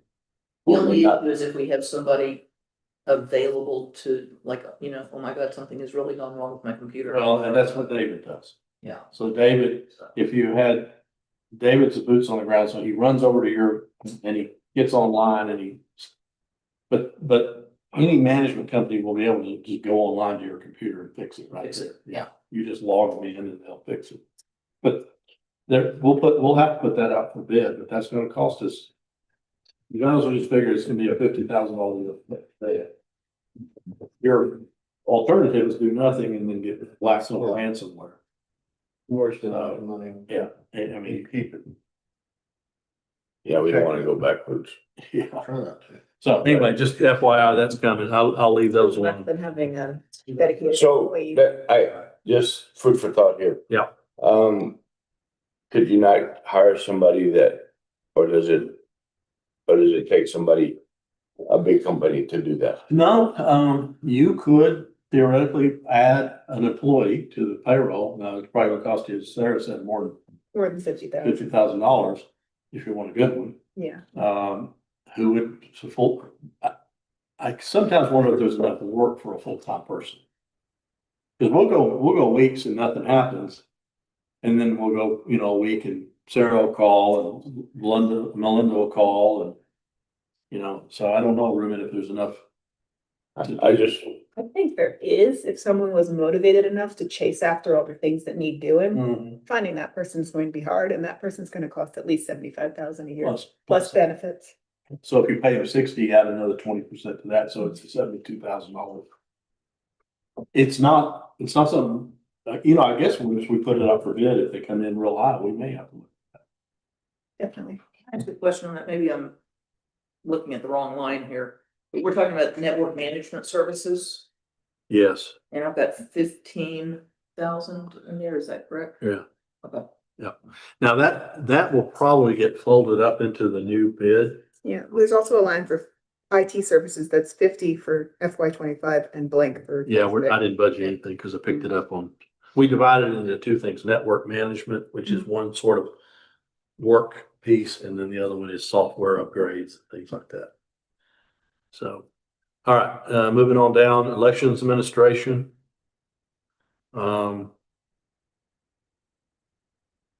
Pretty straightforward here.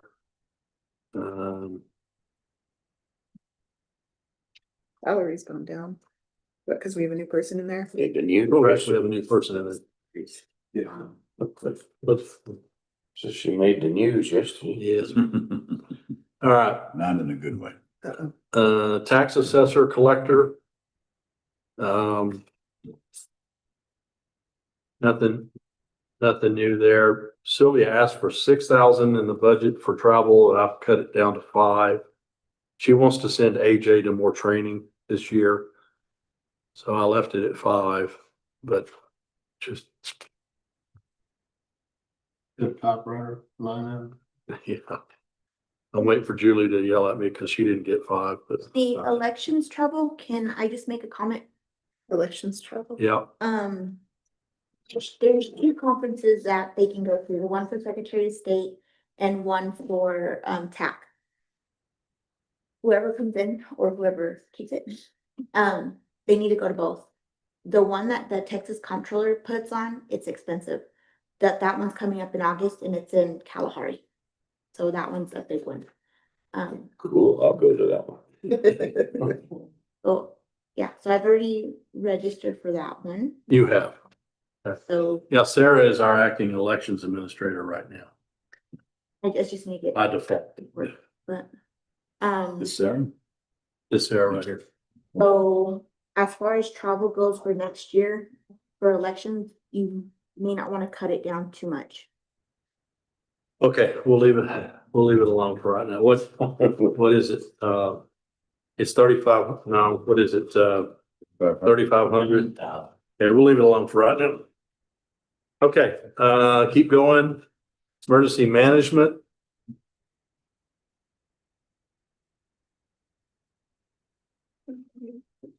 I go from page 8 to page 13. I don't know. That's not right.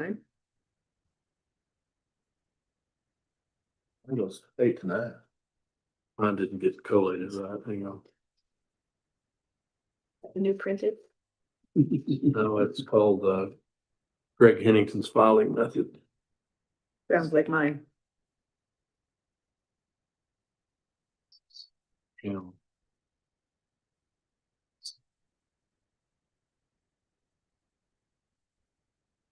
What page are we on, guys? Nine. God. Yeah. Emergency management. Emergency management, okay, It starts on 8 and goes. starts on 8, yeah. All right, Her mind does. yeah, all right, emergency management. Nope, nothing really there, They're pretty much the same. What goes on under emergency That, preparedness? you know what, it's really a catch-all, and I got a little room in that, Sarah, it is everything from. Pots and water. Yeah, it's just kind of, in light of Kerrville, it's like, it's kitchen sink, quite frankly. I would almost call it a contingency.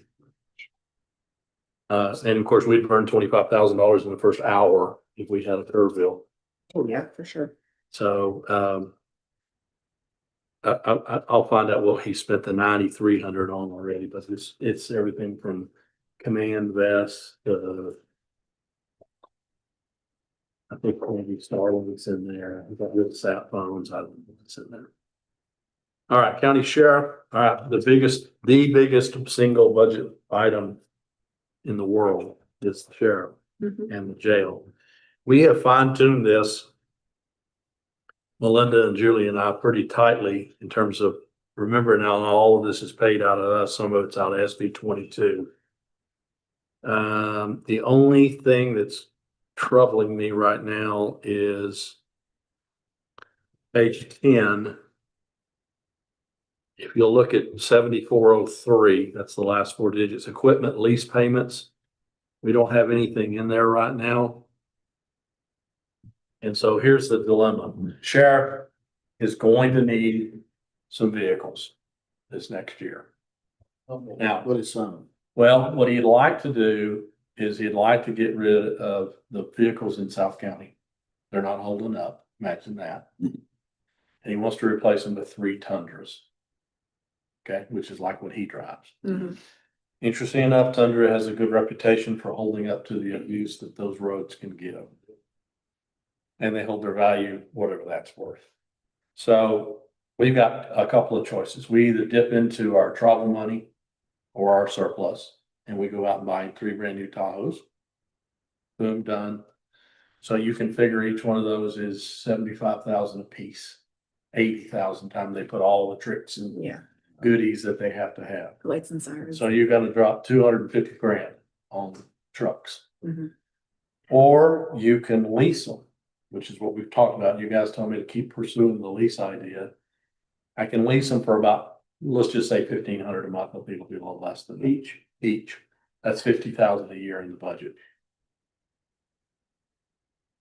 So you're kind of, if I don't have to put it in the budget, I'm gonna decrease the budget by 50,000.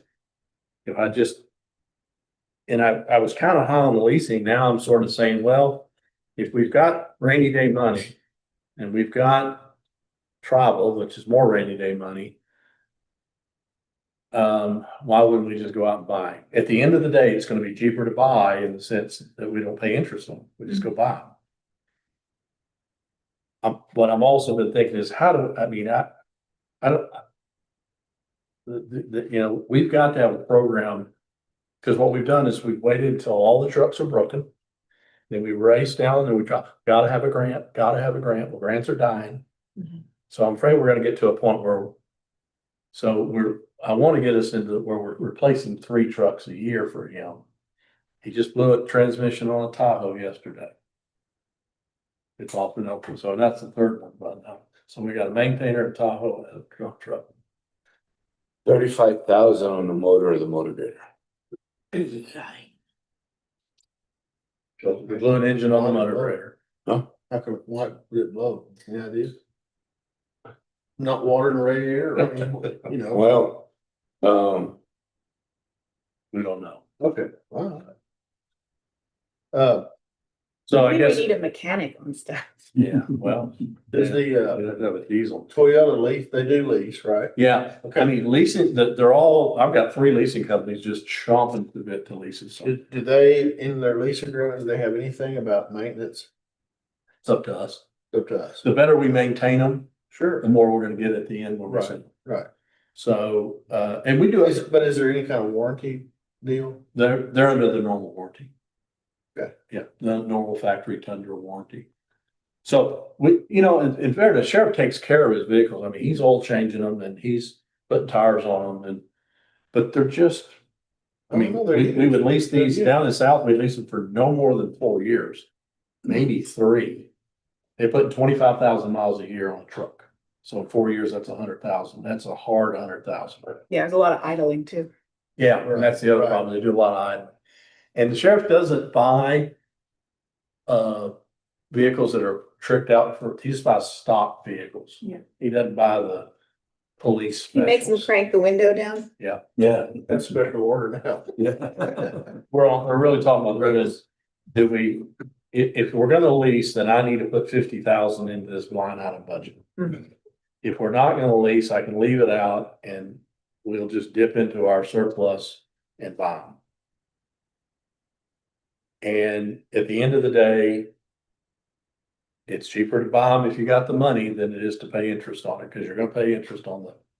All you're doing is moving your cash flow out. Well, this grant money that's available, that has been available and has spoiled us, gives them a good vehicle. I remember the days when they had Junk. junk, but that's all we had because we didn't have the money. You said the grant is drying up, and Ryan's a good grant writer. Is he, on this to find money for this? Well, and in fairness, we're not out searching for grants right now for vehicles, so I can't just write it off, say we don't have a chance to get some more grant money, particularly since we're on the border. Yes. So we got Haida, Stone Garden and Lone Star, and they all, one or all of them have some sort of vehicle. So I think we're gonna be okay. I think at the end of the day, my vote now, after looking at it, is just take the money out of cash and buy them for them. And don't add 50,000 to our budget that we don't need to add right now, because we ain't got to the bottom line. You're gonna gag on the bottom. Yeah. And we haven't got to road and bridge yet. And we need to put money into roads. Yeah, we've taken it out. Yeah, we've been stealing from roads. Yes. So I'm gonna argue that we close our eyes and just buy it out of cash. We've got, and I'm gonna say this roughly, I'm gonna hedge it. We have roughly $3.5 million in surplus. How many months of running the county with no income is that? Well, actually, we got a little bit more than that. According to Preston at the last audit, we have a year's worth of money to run. Yeah. Good. So the way we calculate it is here's all our cash. Here's what's restricted, like tourism and other things. And then here's our payables that we already got. And then here's how much we want to leave to run the county for 9 months, Mhm. is usually the rule of thumb. Yeah. And whatever's left over is our surplus. Mhm. So 3.5 is very conservative. We're probably better than that. But I'm gonna go $3 to $4 million. Here's my thought. Is we have that surplus right now. However, we're restricted in terms of how much we can raise our property taxes, which is the major Limitation. primary source of our income. Right. So at some point, we're either going to be running through that surplus, or we're gonna have to talk about raising taxes, which nobody wants to do.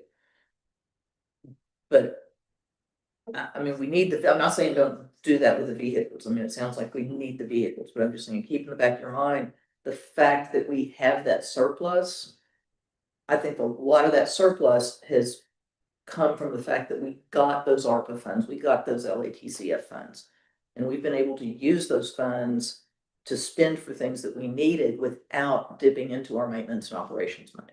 I agree. Yeah, I mean, we've been very blessed to have all the ARPA money and the travel money. I mean, the theory is you got a pot of savings and you don't really want to touch your savings, just like we do in our personal lives. You don't want to touch that savings unless it's really necessary, right? So you don't want to fund your operating losses with your savings. You want to try to make your budget balance and then use your savings for those real critical things, mostly infrastructure. Well, aren't we gonna need it for the new motor grader engine, and who knows about the dump truck? I hope it's a warranty deal. Yeah, I mean, yeah, that's why you have savings, really, is for that very reason. And you feel good about it because you're like, okay, don't want to spend 75,000 repairing a dump truck, but okay, we got it. It won't be that much, but it'll be, they're gonna try the deal on the truck, cause the truck's one warranty and, The bed's another. the bed's another. Yes, and that's ambulance. the rub. And the power takeoff is with the bid people and they're saying that that everything was good. Well, you know, you just raise it and lower it. You don't. I mean, we could probably go back on Johnny's record because he keeps pretty decent records and find out how much we've used it. That's brand new. No, as far as how many times it's dumped, maybe, you know. Yeah. It should last a little while. Well, I'm almost positive it's one of those keepers come off. And when it did, it slung the power, the drive line come off and it came off and the driver line hit the transmission. That's what caused the hole. It knocked a hole in the transmission, which then leaked fluid, so that has to be replaced. You don't think we tore the transmission up, do you? I think so, probably. Yeah. They don't like to run dry. Ma'am? I said they don't like to run dry. All right, so my question to you guys is, do you want to, what do you want to do about lease payments? You want me to budget 50,000 in lease for right now, and we may have to whack it later? Or do you want to buy How trucks? many vehicles does he have that are spare? He would, that has spares? I don't think he has any. Almost 3, right? He wants 3 Tundras down south to replace what he's got down south. That's what he's asking. And one of those gonna come here and be spares or are those worn out? The ones that would come here would be wore out and sold off. Right? Well, they're wore. Ain't been down there that long. I mean, he might keep one as a spare just for, a runaround truck or something, but. And will next year he want 3 more for up here? And 2 for Marathon or? I'm not Well, picking at him. no, it goes back to, do we want to be in a cycle where Yeah. we're trying to replace vehicles every? Well, we spent Not just the- 75,000 one year instead of 250 every year. Right. That's kind of my goal is to say, okay, and you know what, he's asked for 3, I don't know that he's expecting 3. But Well, But he's got I'm three just deputies. going, he's got Yeah. 4 deputies down south. but I mean, I'm just going by,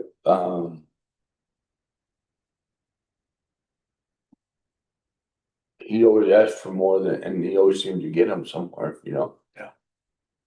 And we talk about grants drying up, but I don't see money for border security going away anytime soon. So maybe we should stay optimistic about getting grant funding for at least this sort of expense, if not for other expenses. All right, well then I'm gonna leave it out.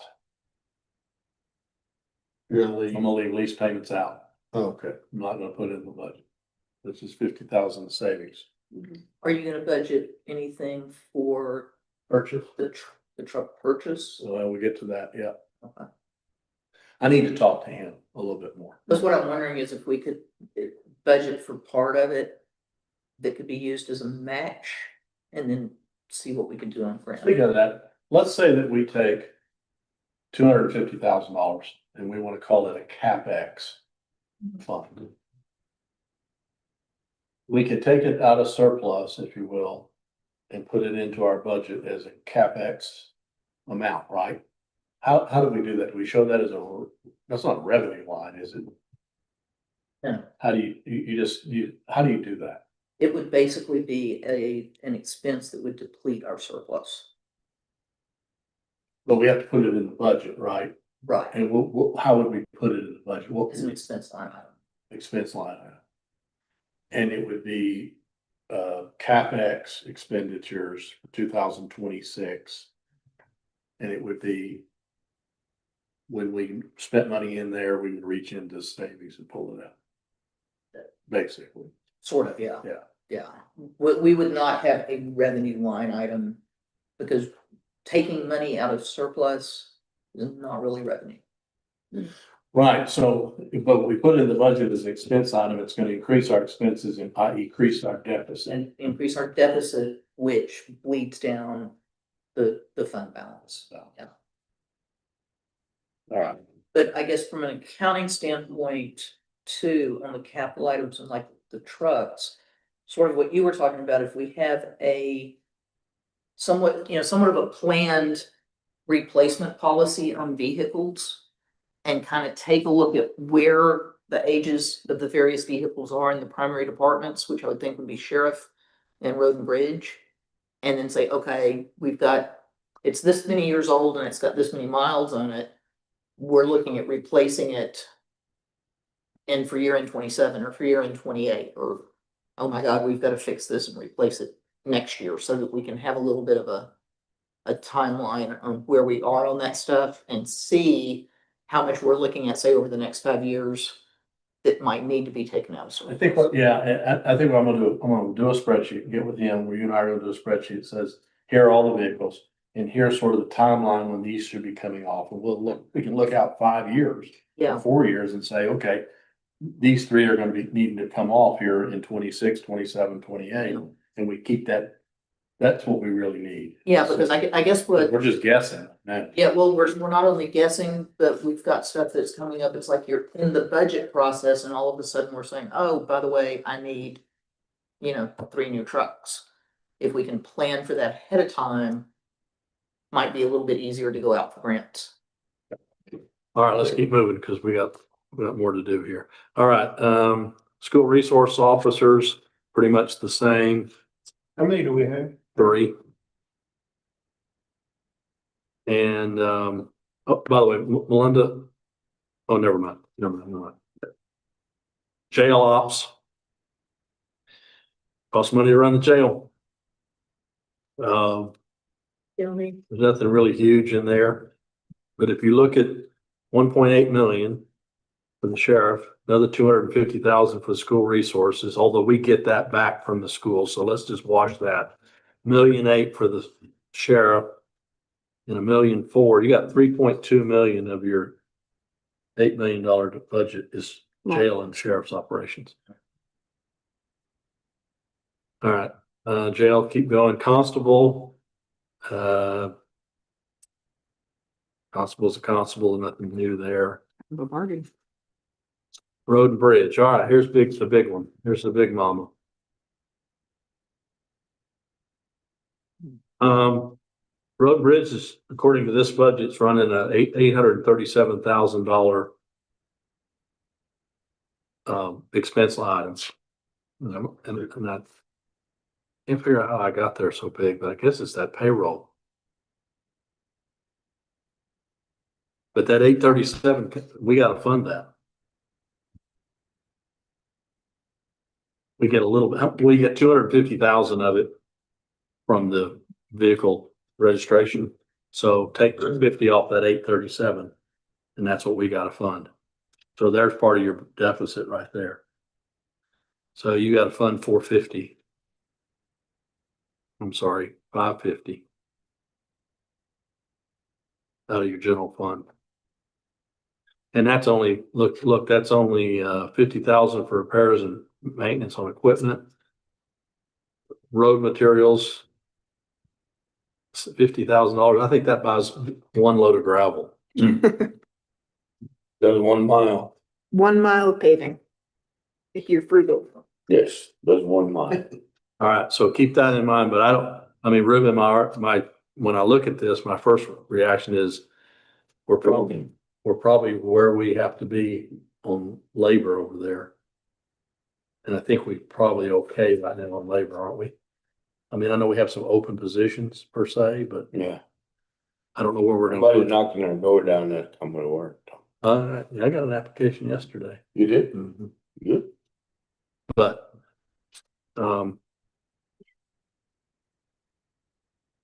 I don't know what else to tell you about road and bridge other than that, there's your numbers.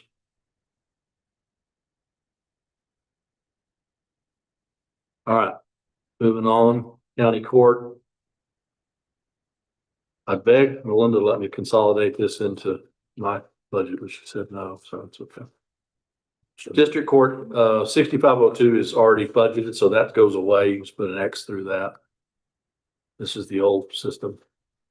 District Clerk on page 15, mostly labor.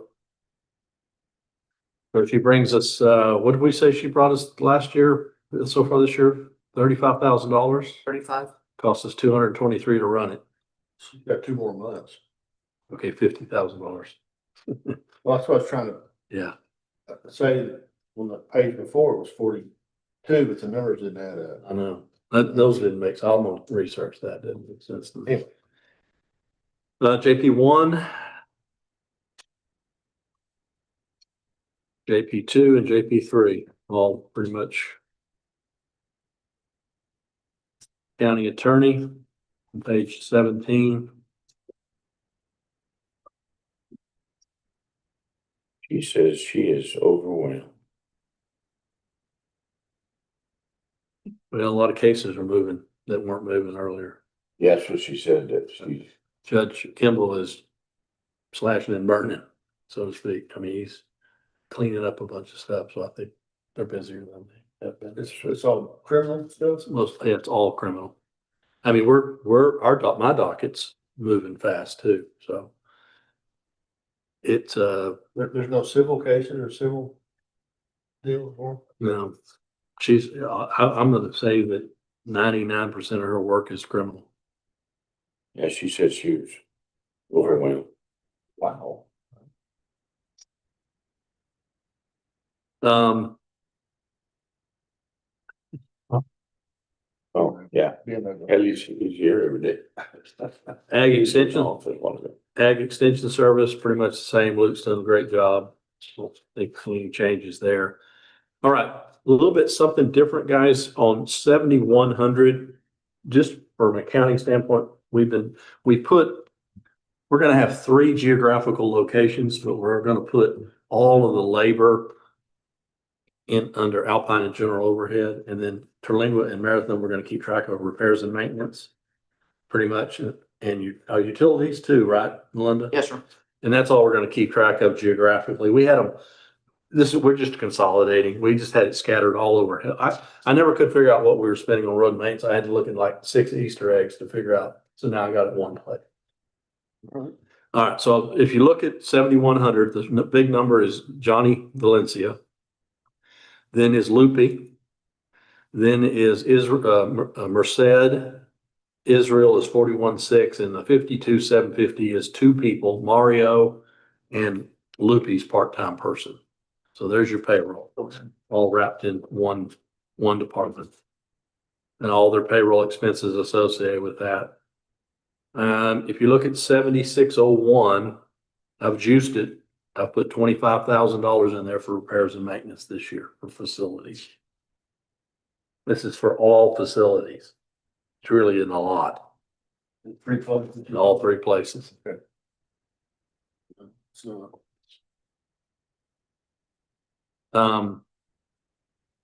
Yeah, comment.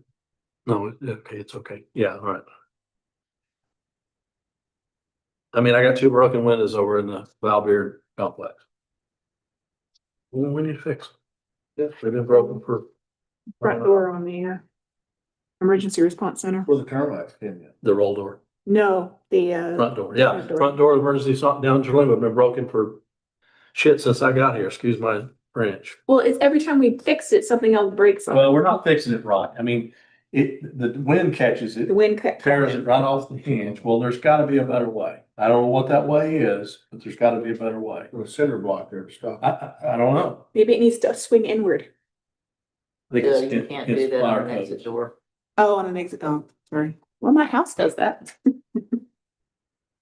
Anyway, don't get me started. I'll get irritated by it. But, I mean, you've got a roof leak. She's got a roof leak in her office in Terlingua. And I know what happens. Those metal roofs, they got those washers. They wear They out. go 5 years of complete drought. Yeah. And they crack and dry out, right? And Right. then we get a And you get 6 inches. 72-inch a day. rain in one day and you can't hold it. I know exactly what those things are doing. I don't know what you do. I guess during dry times, you go up there and replace those screws. Yeah. It's one way to deal with it. Yeah. They sell Build little. them up again. Yeah, Or Plastic silicone. stuff. Yeah. every, Silicone. yeah, you get your silicone caulking gun, go up there and you just caulk on top of every square. Things that we need to do. I've done that on my house. I've not done it anywhere else. Okay, page 19, put a line. On the back to the road and, Yes, I mean, the facilities, Uh-huh. who's the supervisor? That's it. Well, we've got it titled wrong. Melinda's gonna change that. That's Loopy. She's the custodial. She's the supervisor. custodial supervisor, but it's not, we're gonna, These titles are tied to the pay schedule titles that were Okay. adopted by the court, so they sometimes look a little funky. We're gonna go through and just kind of fall. spit Well, it up a little bit. then what, I thought you said she fell under the hourly part-time non-scheduled. No, that's Loopy's assistant Blend. and Mario. Okay. Is Mario retiree? He's, did you work here full time? No, I work for the state. Or for the state? Oh, okay. His birthday's like, Yeah, well, okay, sorry. Okay. We ain't in the same spot here for a long time. all right, put a line, put an X through 7101 because it's gone now. Same thing with 7111. There's no budget in that. Well, Melinda, how can we tell the computer to just not show I guess the zero thing. Yeah, Okay. yeah, you had wanted to print it the other day. when you Yeah, did just to so make we sure I didn't got have everything. anything. All right, if you go to page 20, 7200, there's Marathon. Okay, so cleaning and supplies, utilities, Marathon, repairs and maintenance. And I lied to you, that 25,000, here's 5,000 for repairs and maintenance. But Ruben, you can spend 5,000 in 2 days. You want to put a little more in there for repairs and Melinda, that janitorial services Marathon, that's that contracted services. I can.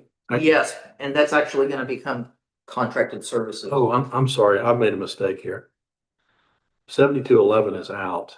Okay. 70, gotta go all the way down to 70. I'm on page, Something's wrong. something's Page wrong 20. here. All these ones there, 0. Yeah, 7200 is a legitimate category and we have repairs and maintenance for Marathon 7250. Everybody see that? Okay. I'm sorry. All right. 7211 is put an X through it. 7221 put an X through it. 7231 put an X through it. Now we're down to 7300. That's yours, Thank you. or South County. 60. I don't know how we got to $6,050, but we'll make it even number, 6,100 or something. So 7250 for repairs and maintenance in Marathon, 6,100 for repairs and maintenance in South County. Doesn't mean we can't move it from Alpine if we need to. We don't have utilities showing up, Melinda. I've got the accounts in there, but I am not seeing any budgeted amounts in 7,200. Yeah, I'll fix that. I think we need to just kind of look back over. Yeah. On the utilities. All right, 7,300, 7,311, you can get rid of those. Reorganized. Yeah, all this is getting, 7321 is getting reorganized, 7331 Red Patillo Center, all that's getting consolidated. Okay. Somewhere else. And then now we're in tourism. We've already got the tourism budget. Let's don't spend a lot of time on that one. Y'all looked at that last time. It's in pretty good shape. I think the issue with tourism, here's the issue with tourism. They've asked for a 10% increase in their salaries, Mhm. which is in this, but I think I put it in this budget. I don't see it. Yeah, it is. Look at the very top line, salary department had Okay, 79,038. well, that number doesn't match what they requested in their spreadsheet there. Or is that with, No, 100 with all of it. with benefits? Okay, cool. So one of the things we're gonna have to decide is we're gonna do something different for tourism than we do for everybody else. Which I don't like. Most of them, 10%. Yeah. And they got the raises last year like everybody else did. So we'll come back to that, but my struggle with it is, this is just what was recommended to us by the tourism. We don't have to accept that, but it's one of the downsides of having tourism under the county. Mhm. Versus just contract the whole thing out to somebody. Probably costs us more money, but The other day when he gave that report, did he Did I miss that? He asked for 10% there. He didn't ask for it, it was just in the budget. Okay. That's what Linda Walker recommended. Yeah. They went Oh, out, okay, all right. they went out, and I told them, they asked me when they were doing their budget, should they budget salaries for him? And I said, well, I've got a little bit of an issue because I've got county employees and he's a county employee and, but go ahead and research it just to see what executive directors are making in the tourism world. And they did. They went out and looked at a bunch of different places that was all, and so as she mentioned, he's about where, he's not the highest, but he's not the lowest. So now we can come back to raises.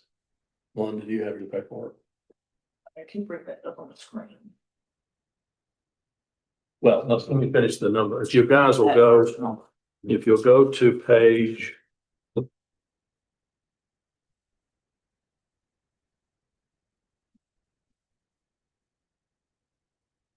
Go to page 26.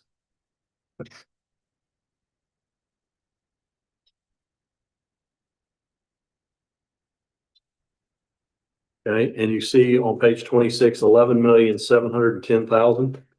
Yeah. Everybody see that? Yep. I want you to take just a smooth 2 million right off the top. And that's gonna leave you 9,710,150.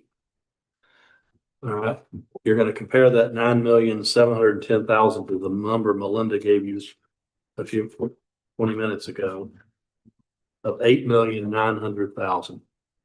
So 8,982,000. $800,000 off. So we're $800,000 off. That's correct. So we're short $800,000. And that's before any. And then you haven't even talked about raises yet.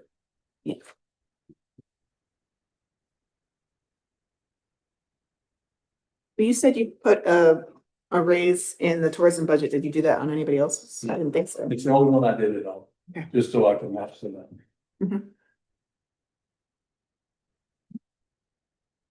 So I'm gonna guess if you, London, we can look at the detail later, but if you increase 5%, what does that do? What does that raise? What's that cost us incrementally for 5%? Okay, I am looking at. Floor deficit.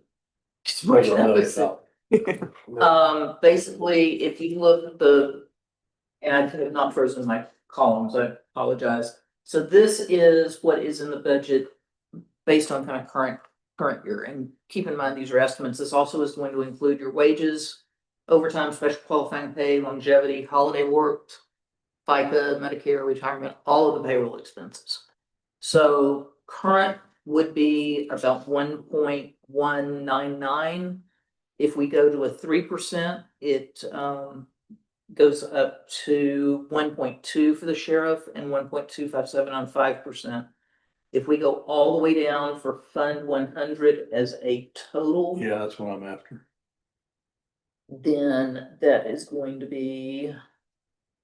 So it's Road and Bridge. a million. That is gonna take us from 4.6 The 4.8. up to 4.8 and 4.9. And my point in showing it is a huge chunk of that is in the law enforcement budget.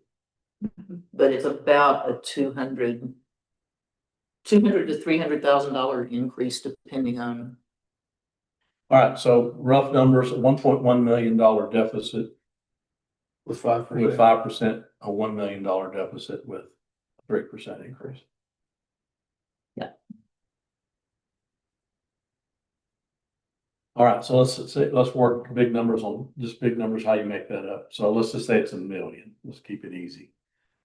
I think I got 200,000 more in ad valorem that I don't know about because I think values, this goes back to economic growth.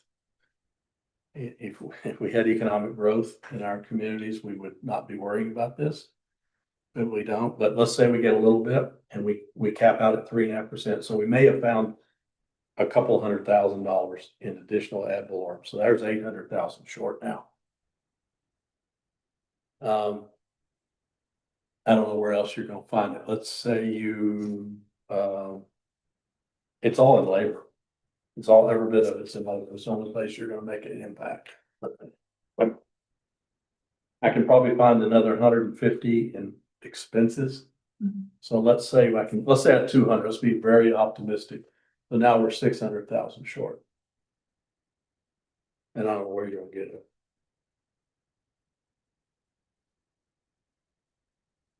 Now, we're gonna run, right now, we're gonna run a surplus this year. If all things keep going, we'll run about a $250,000 surplus. So, and we've run surpluses for the last 18 years. So I guess my question is, what are we doing wrong? I mean, what we're doing right is that we're conservative in our budget. I was gonna say, it sounds like we're doing it right if we have surpluses. Yeah, but at the same time, now we're caught in this, well, okay, then we get caught into that, well, okay, we're short 600, but we got it. And we do. We've got the money over here in the pile of savings. We got it in our savings account. But now we're kind of using that to fund our operating losses, which is sort of fundamentally not good business. No. So either we've got, in some ways, we did ourselves a disservice by coming in with all these surpluses, but that's dumb too. Why wouldn't you want to come in with a surplus?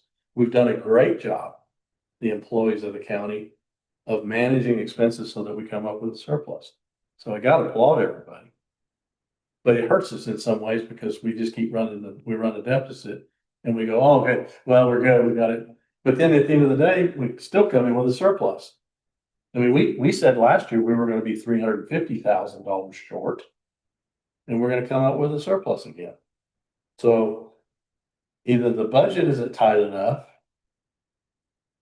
or something, and we really ought to manage to a zero balance. But really, in a perfect world, we ought to have a zero budget. Mhm. And then come in with surpluses. Yeah, not in the perfect world, as my mother-in-law likes to say. Yeah, no, we don't, but I don't know how to get, I guess here's the problem we're gonna do this year that Melinda and I both agree on this. We're not just gonna plug the number for 600,000 anymore. We're gonna go out and we're gonna go, okay, we have a deficit budget. We don't think we're gonna be in deficit, but if we are, we're gonna take the 600,000 out of savings. Because people can relate to that. That's what you do. Yeah. When you are short in your checking account, you go get money out of your savings. Same idea. So we're gonna go to savings. If we're short, we're gonna dip in it, and somebody's gonna say, well, how much do you have in savings? And we're gonna say we have $4 million in savings. Okay, that seems reasonable. How many times can you dip into savings though? 4 years. So this is what I've been losing sleep over the last couple of nights. Like, how do we fix this? I think part of it is that we're always trying to estimate what our tax revenue is gonna be before we really know what the actual valuation is. And we should get the certification here, what comes out on the 25th, at least, to the tax assessor. And maybe we take that, and even though, haven't had a chance to look at it, take that and say, okay, what is that gonna do? How much new property do we have? Take that into account in that 4.7, because right now we have the 4.7 is exactly what we budgeted last year. But if we do have new property, And that's why I said we'll probably go to 4.9 this year, okay? The problem is I wish we could do that, but we'd be waiting to do our budget until August, and now we don't have time. No, but I'm saying, we know we budget what we have based on this, we know we've got the deficit, and then do a quick recalculation on that property tax Yeah. estimate Mhm. and change out that number to be a little bit more accurate. It may take care of some of the deficit. I don't know. Well, while we're talking about perfect worlds, in a perfect world, everybody would be on the tax roll and everyone would be valued correctly.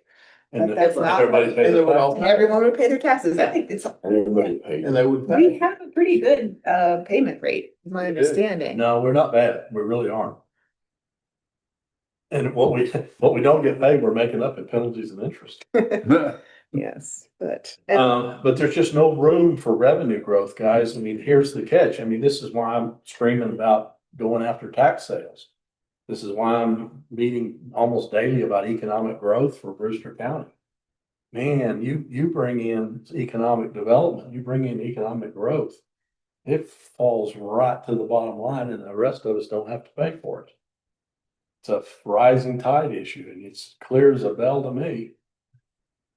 But we can't, that's a long-term process. You can't just wake up tomorrow and put in a manufacturing plant in North County and, generate revenue off of it.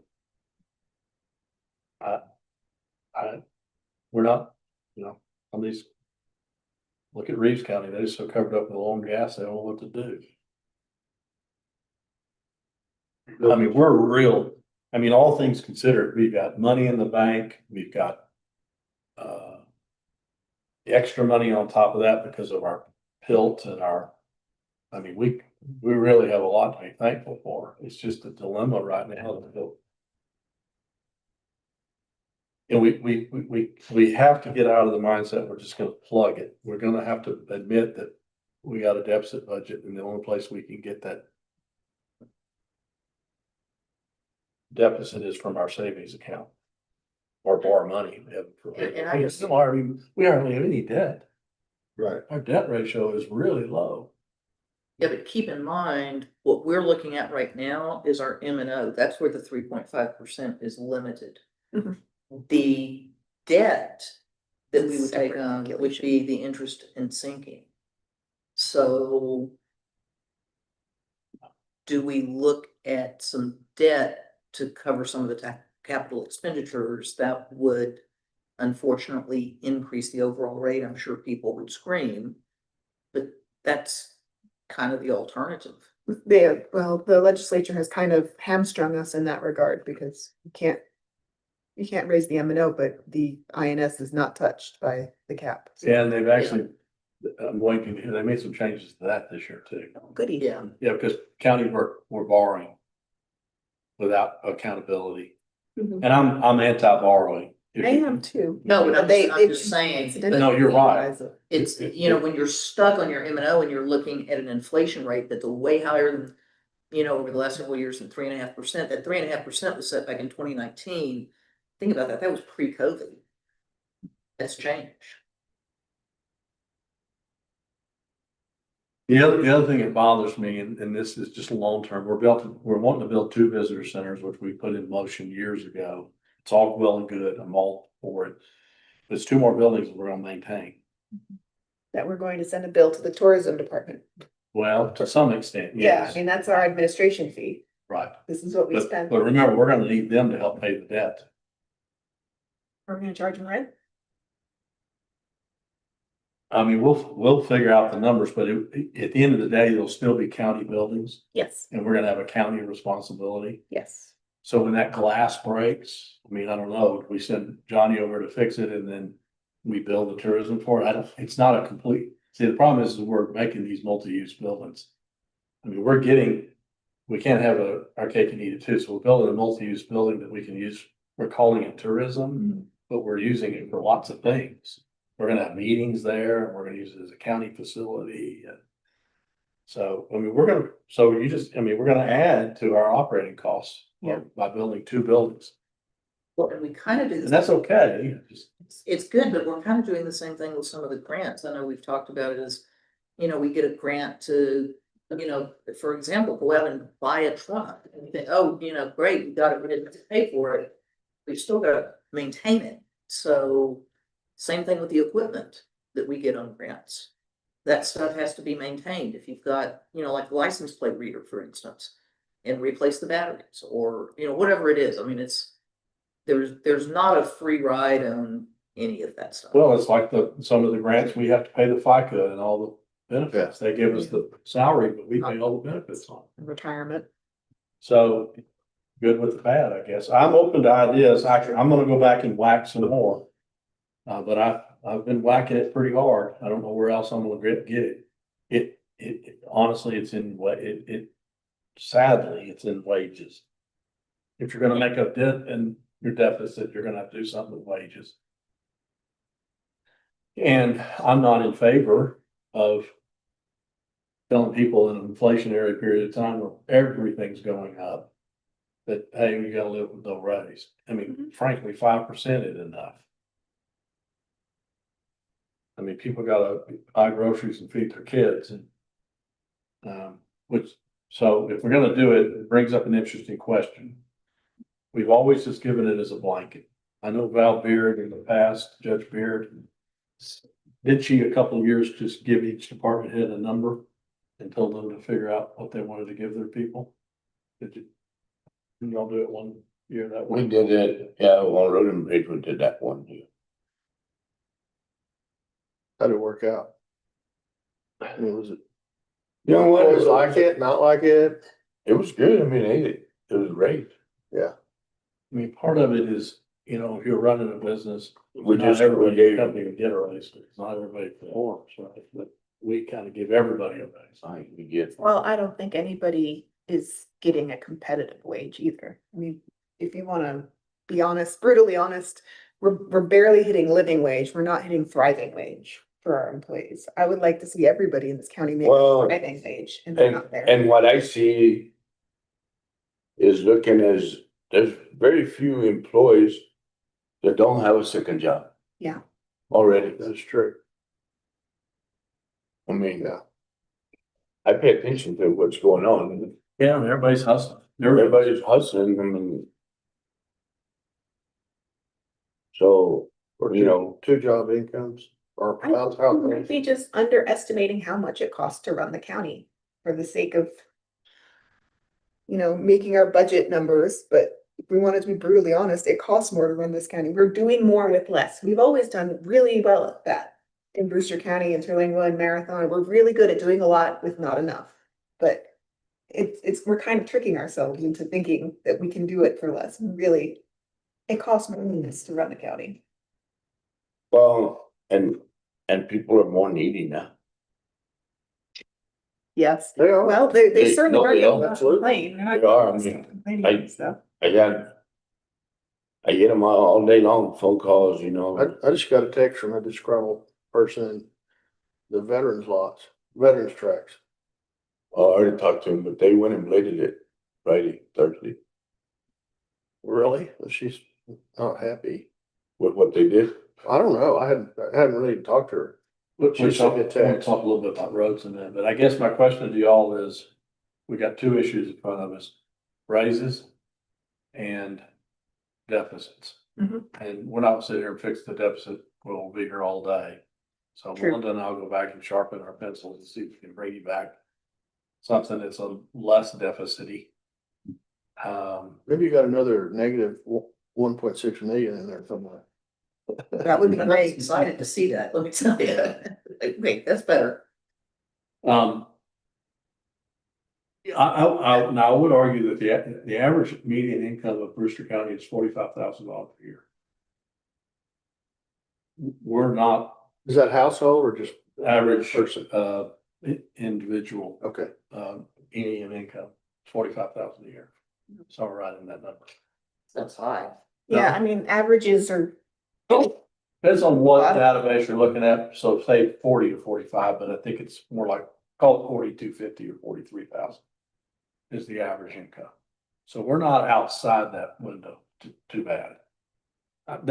Not justifying it, I'm just saying.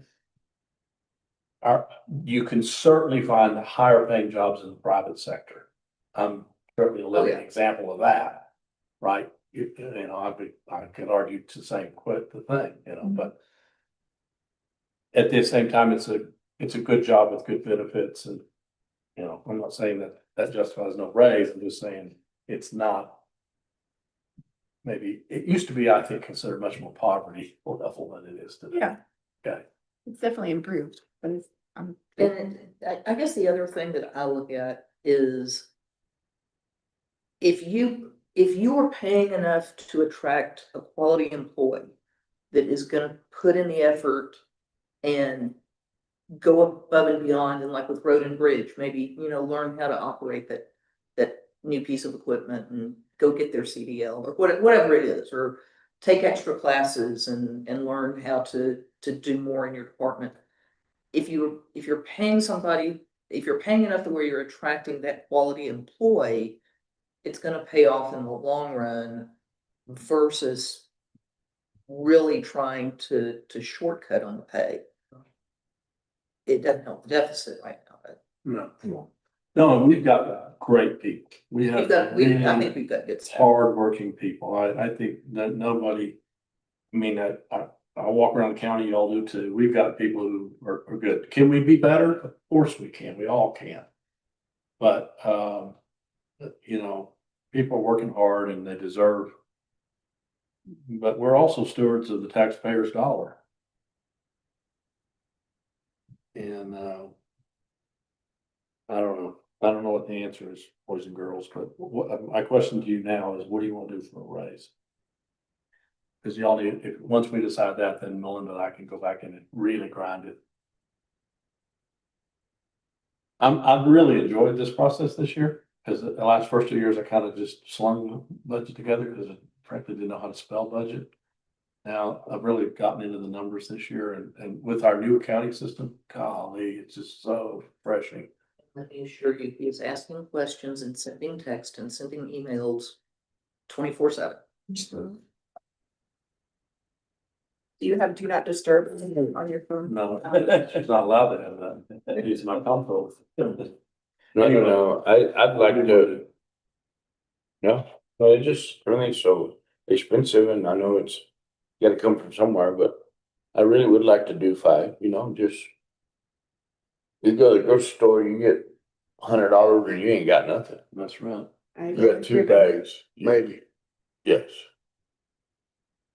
if you buy some laundry detergent, Yeah, it's $140. I don't understand that. and you're not buying. My point, I'm not buying beef or Right. meat to the butcher stuff, but. Well, there's one other thing, guys, I want to put in a contingency line this year. As we talked about for CapEx and anything else that might come up.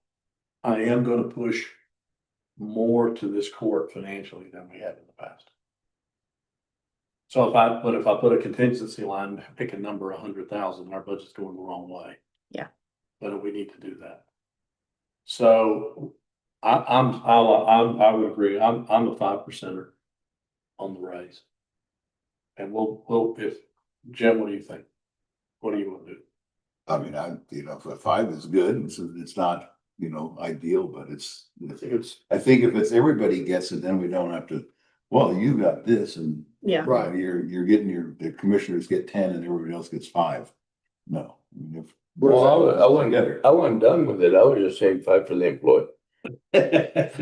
Oh, now I see where we're going. Well, we're employees, right? What about the tourism? They want 10. Well, I'm gonna argue that they get 5 too. Yeah. I'm not comfortable, even though I realize that special that's treatment. special money and isolated money and restricted money. I think we also are gonna be a little lower in our projections on that revenue next year or the next couple of years for that.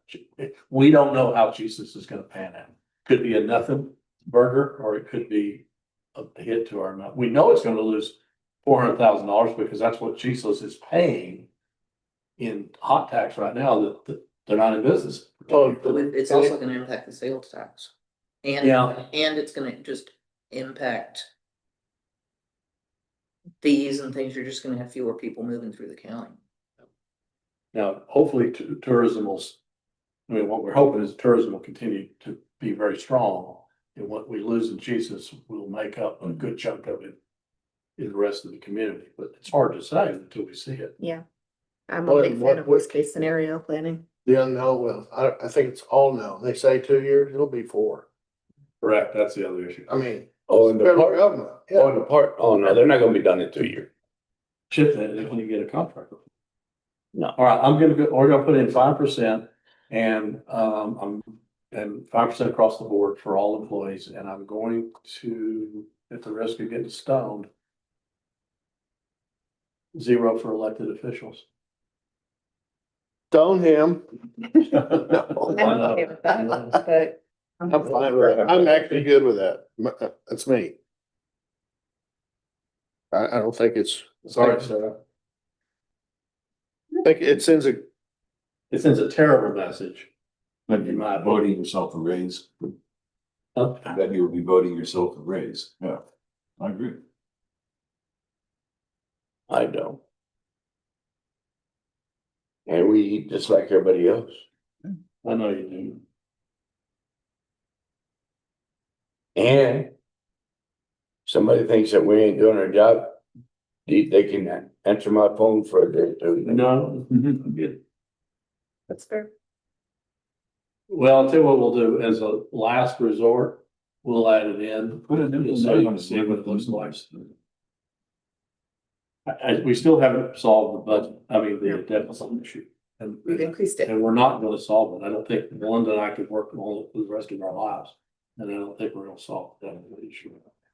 Yeah, and I guess the reason just sitting here looking at it is, it seems more painful because of the fact that the plug has been in there in previous years, so you didn't really see it. Well, I saw it every year. I don't see the department heads, I understand, I mean, I know everybody's thankful to have a job, but you don't send a good message by not giving them the elected of. You do or you don't?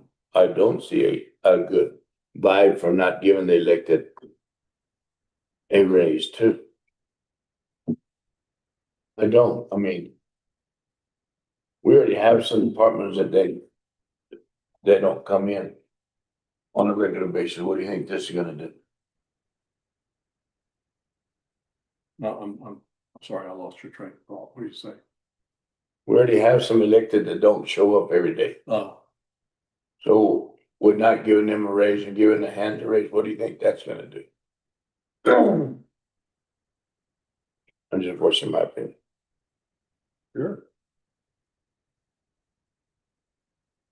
I'm not saying that, I'm not saying that they're all that way, but. we I will do say have- that the elected that I work with on a daily basis has been busting her ass. And I know Sarah does, and I know some of the others do too. Yeah, all right. They hadn't been. Let me ask you this.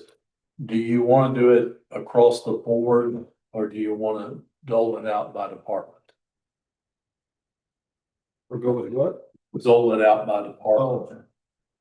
What's the difference? I mean. Well, you, I think that it just, I don't know, go ahead. you would leave it up to Sarah to decide who she's gonna give the raise. There you go, see?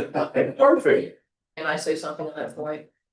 I think when you look at it from the standpoint of, quote, running a business, that might make some sense, because essentially what you're advocating for is the department heads giving merit raises. Which I think can make sense.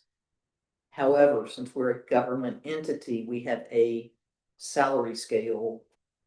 And when you start getting out of whack with that salary scale by going department by department, it creates issues. And where I have seen some merit raises come in, and I'm not saying you would do this, so don't. But I think the natural human tendency is to maybe give a raise to somebody that you like working with. And maybe it's not quite as fair, because we don't have a formal evaluation system here that I have seen. If those merit raises are based on a formal evaluation system, then where if you get excellent, you get 5%. It's defensible. It's defensible. I think doling it out by department is not defensible. No, I've seen it cause tension among employees. No, I agree. Merit raise is also shown to be not very effective even in the private sector. They can be very defensive.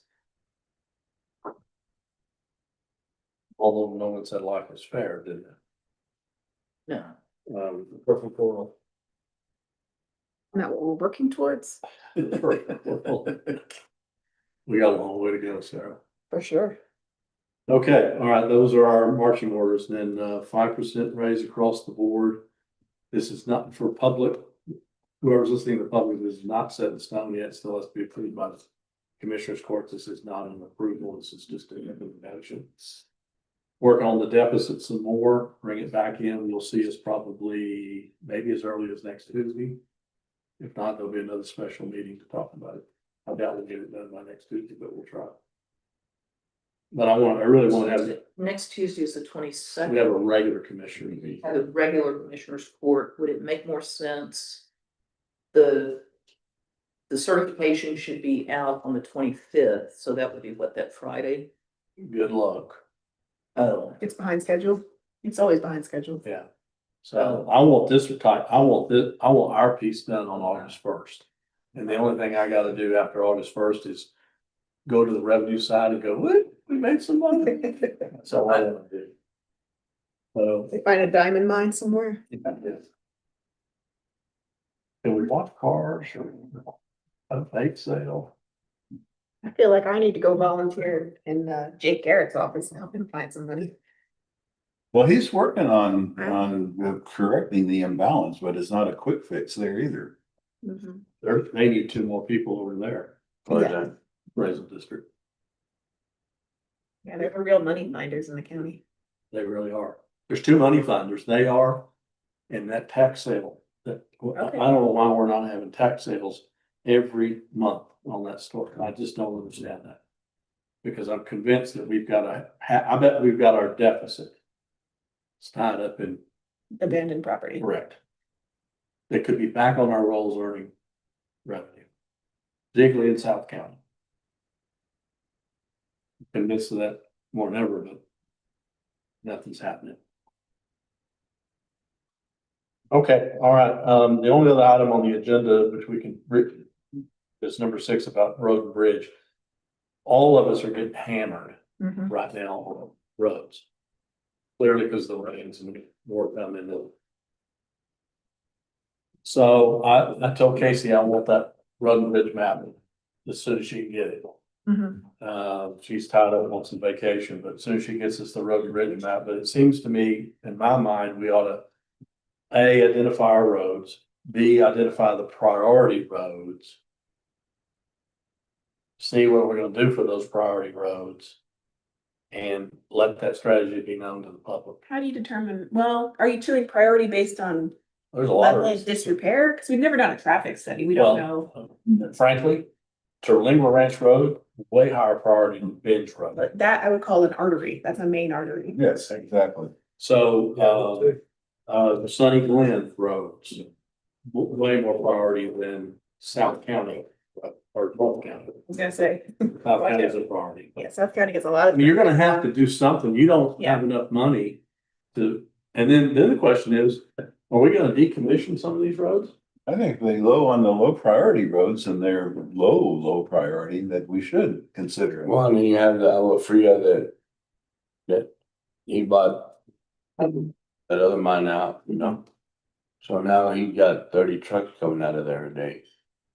In the past, Agua Fria mine has done a good job of helping to maintain the road, but I don't know if that's still the case. Well, I remember. he wants to help some, but he sure wants. He thinks we ought to have a blade on it every day, so. I mean, we're gonna have to take a really hard look. I mean, our brother here in, Road and Bridge is. I mean, I get it, you get it, but he's getting hammered. Yeah. And, he doesn't have any money. And so we either gotta prioritize, tax it, or find more money. Mhm. And there is a road and bridge district taxing revenue available. It gets added right onto your ad valorem taxes, but gotta go to the voters, number one. Number two, the minute you put that on there, you think the calls are bad now. So. Well, I mean, the people, they tolerate tax increases a little bit if the roads are good. Softens the blow. Right, If- yes, If, you're right. if they're getting in and out, everything's good. They don't like it, but they take it, you know, cause they see progress on the road or work on Something it. for my money. But, Yes. I mean, no more than what we're doing right now. They're not gonna vote for it.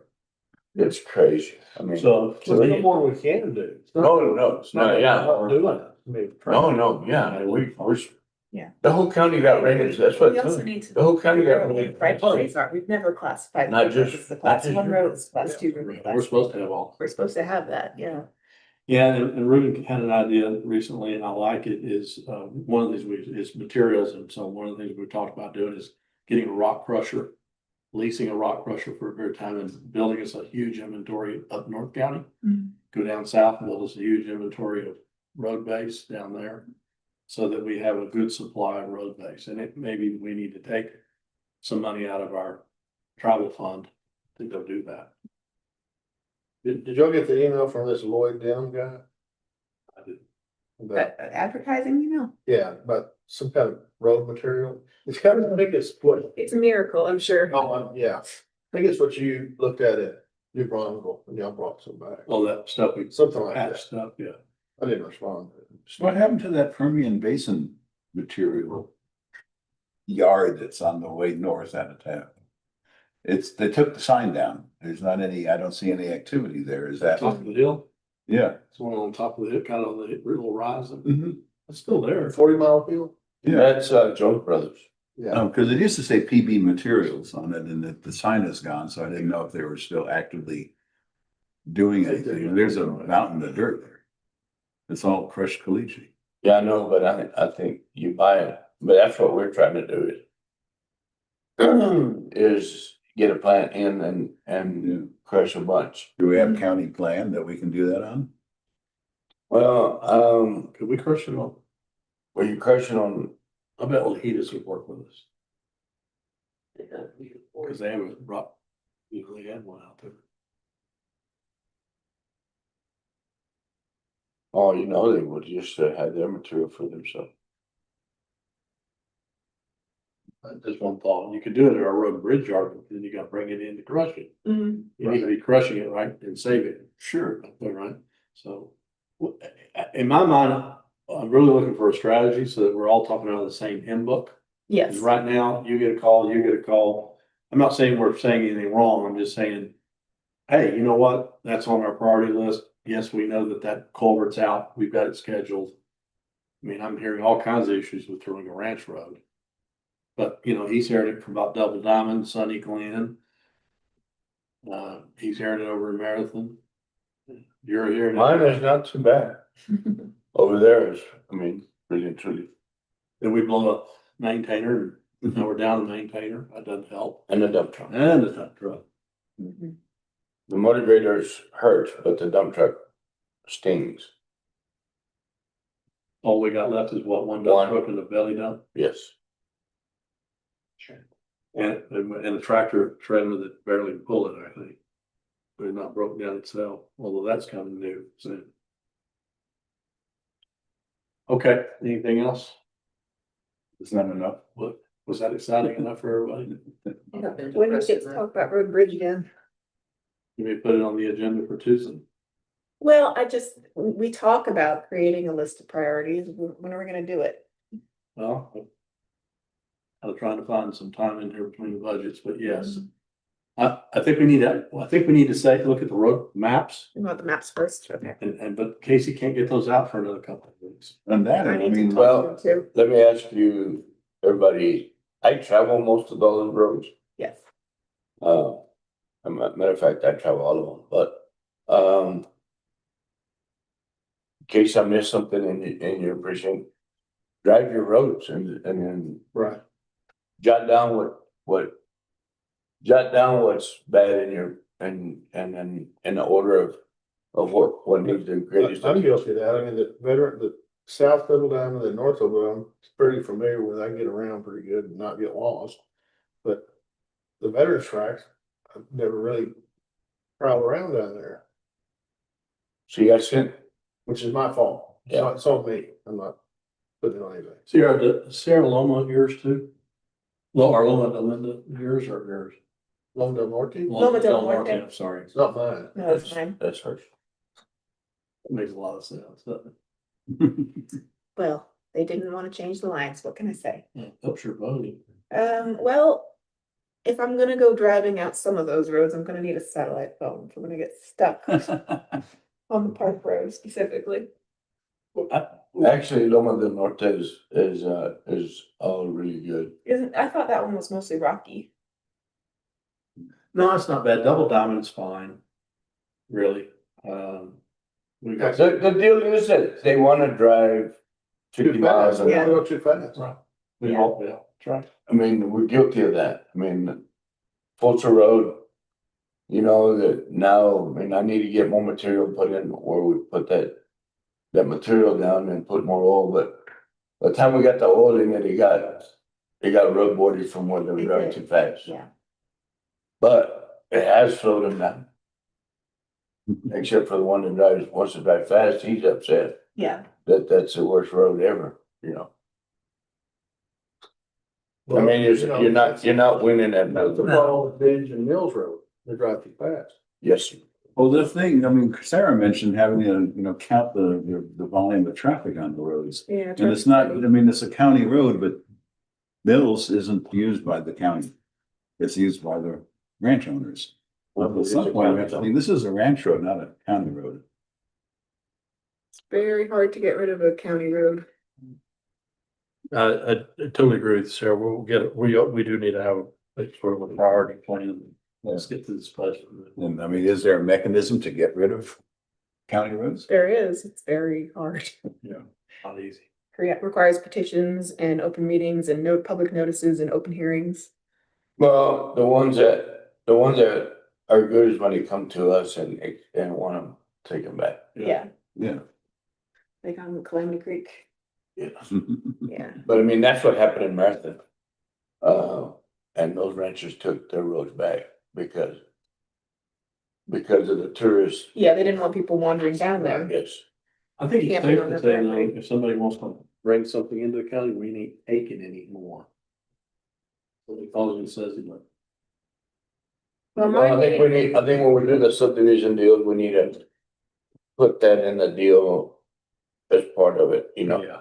They're gonna have to be paid, they're gonna have to be, not just, Well, yeah, that's currently our requirement if they make a new road from scratch, is that it's supposed to be paid. But there are, A, how do you check that?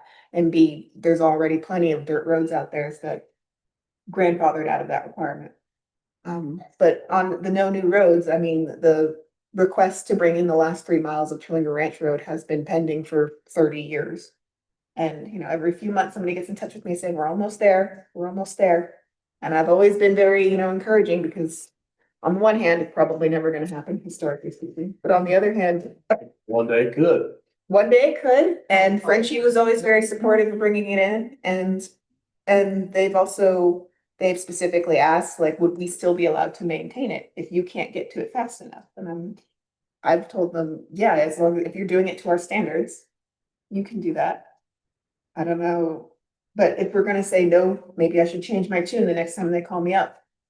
But It's part of the strategy.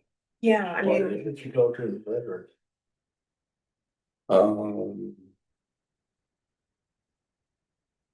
Dennis is always very good about helping with all of Trillinger Ranch Road, if he can get there before our road crew can. So I've always had faith in him. He's a good operator. He's a very good operator. I say he's a self-taught hydrologist, but unfortunately. I thought he was gonna retire. I'm gonna adjourn. Motion to adjourn in a second. All in favor, say aye. Aye. Aye.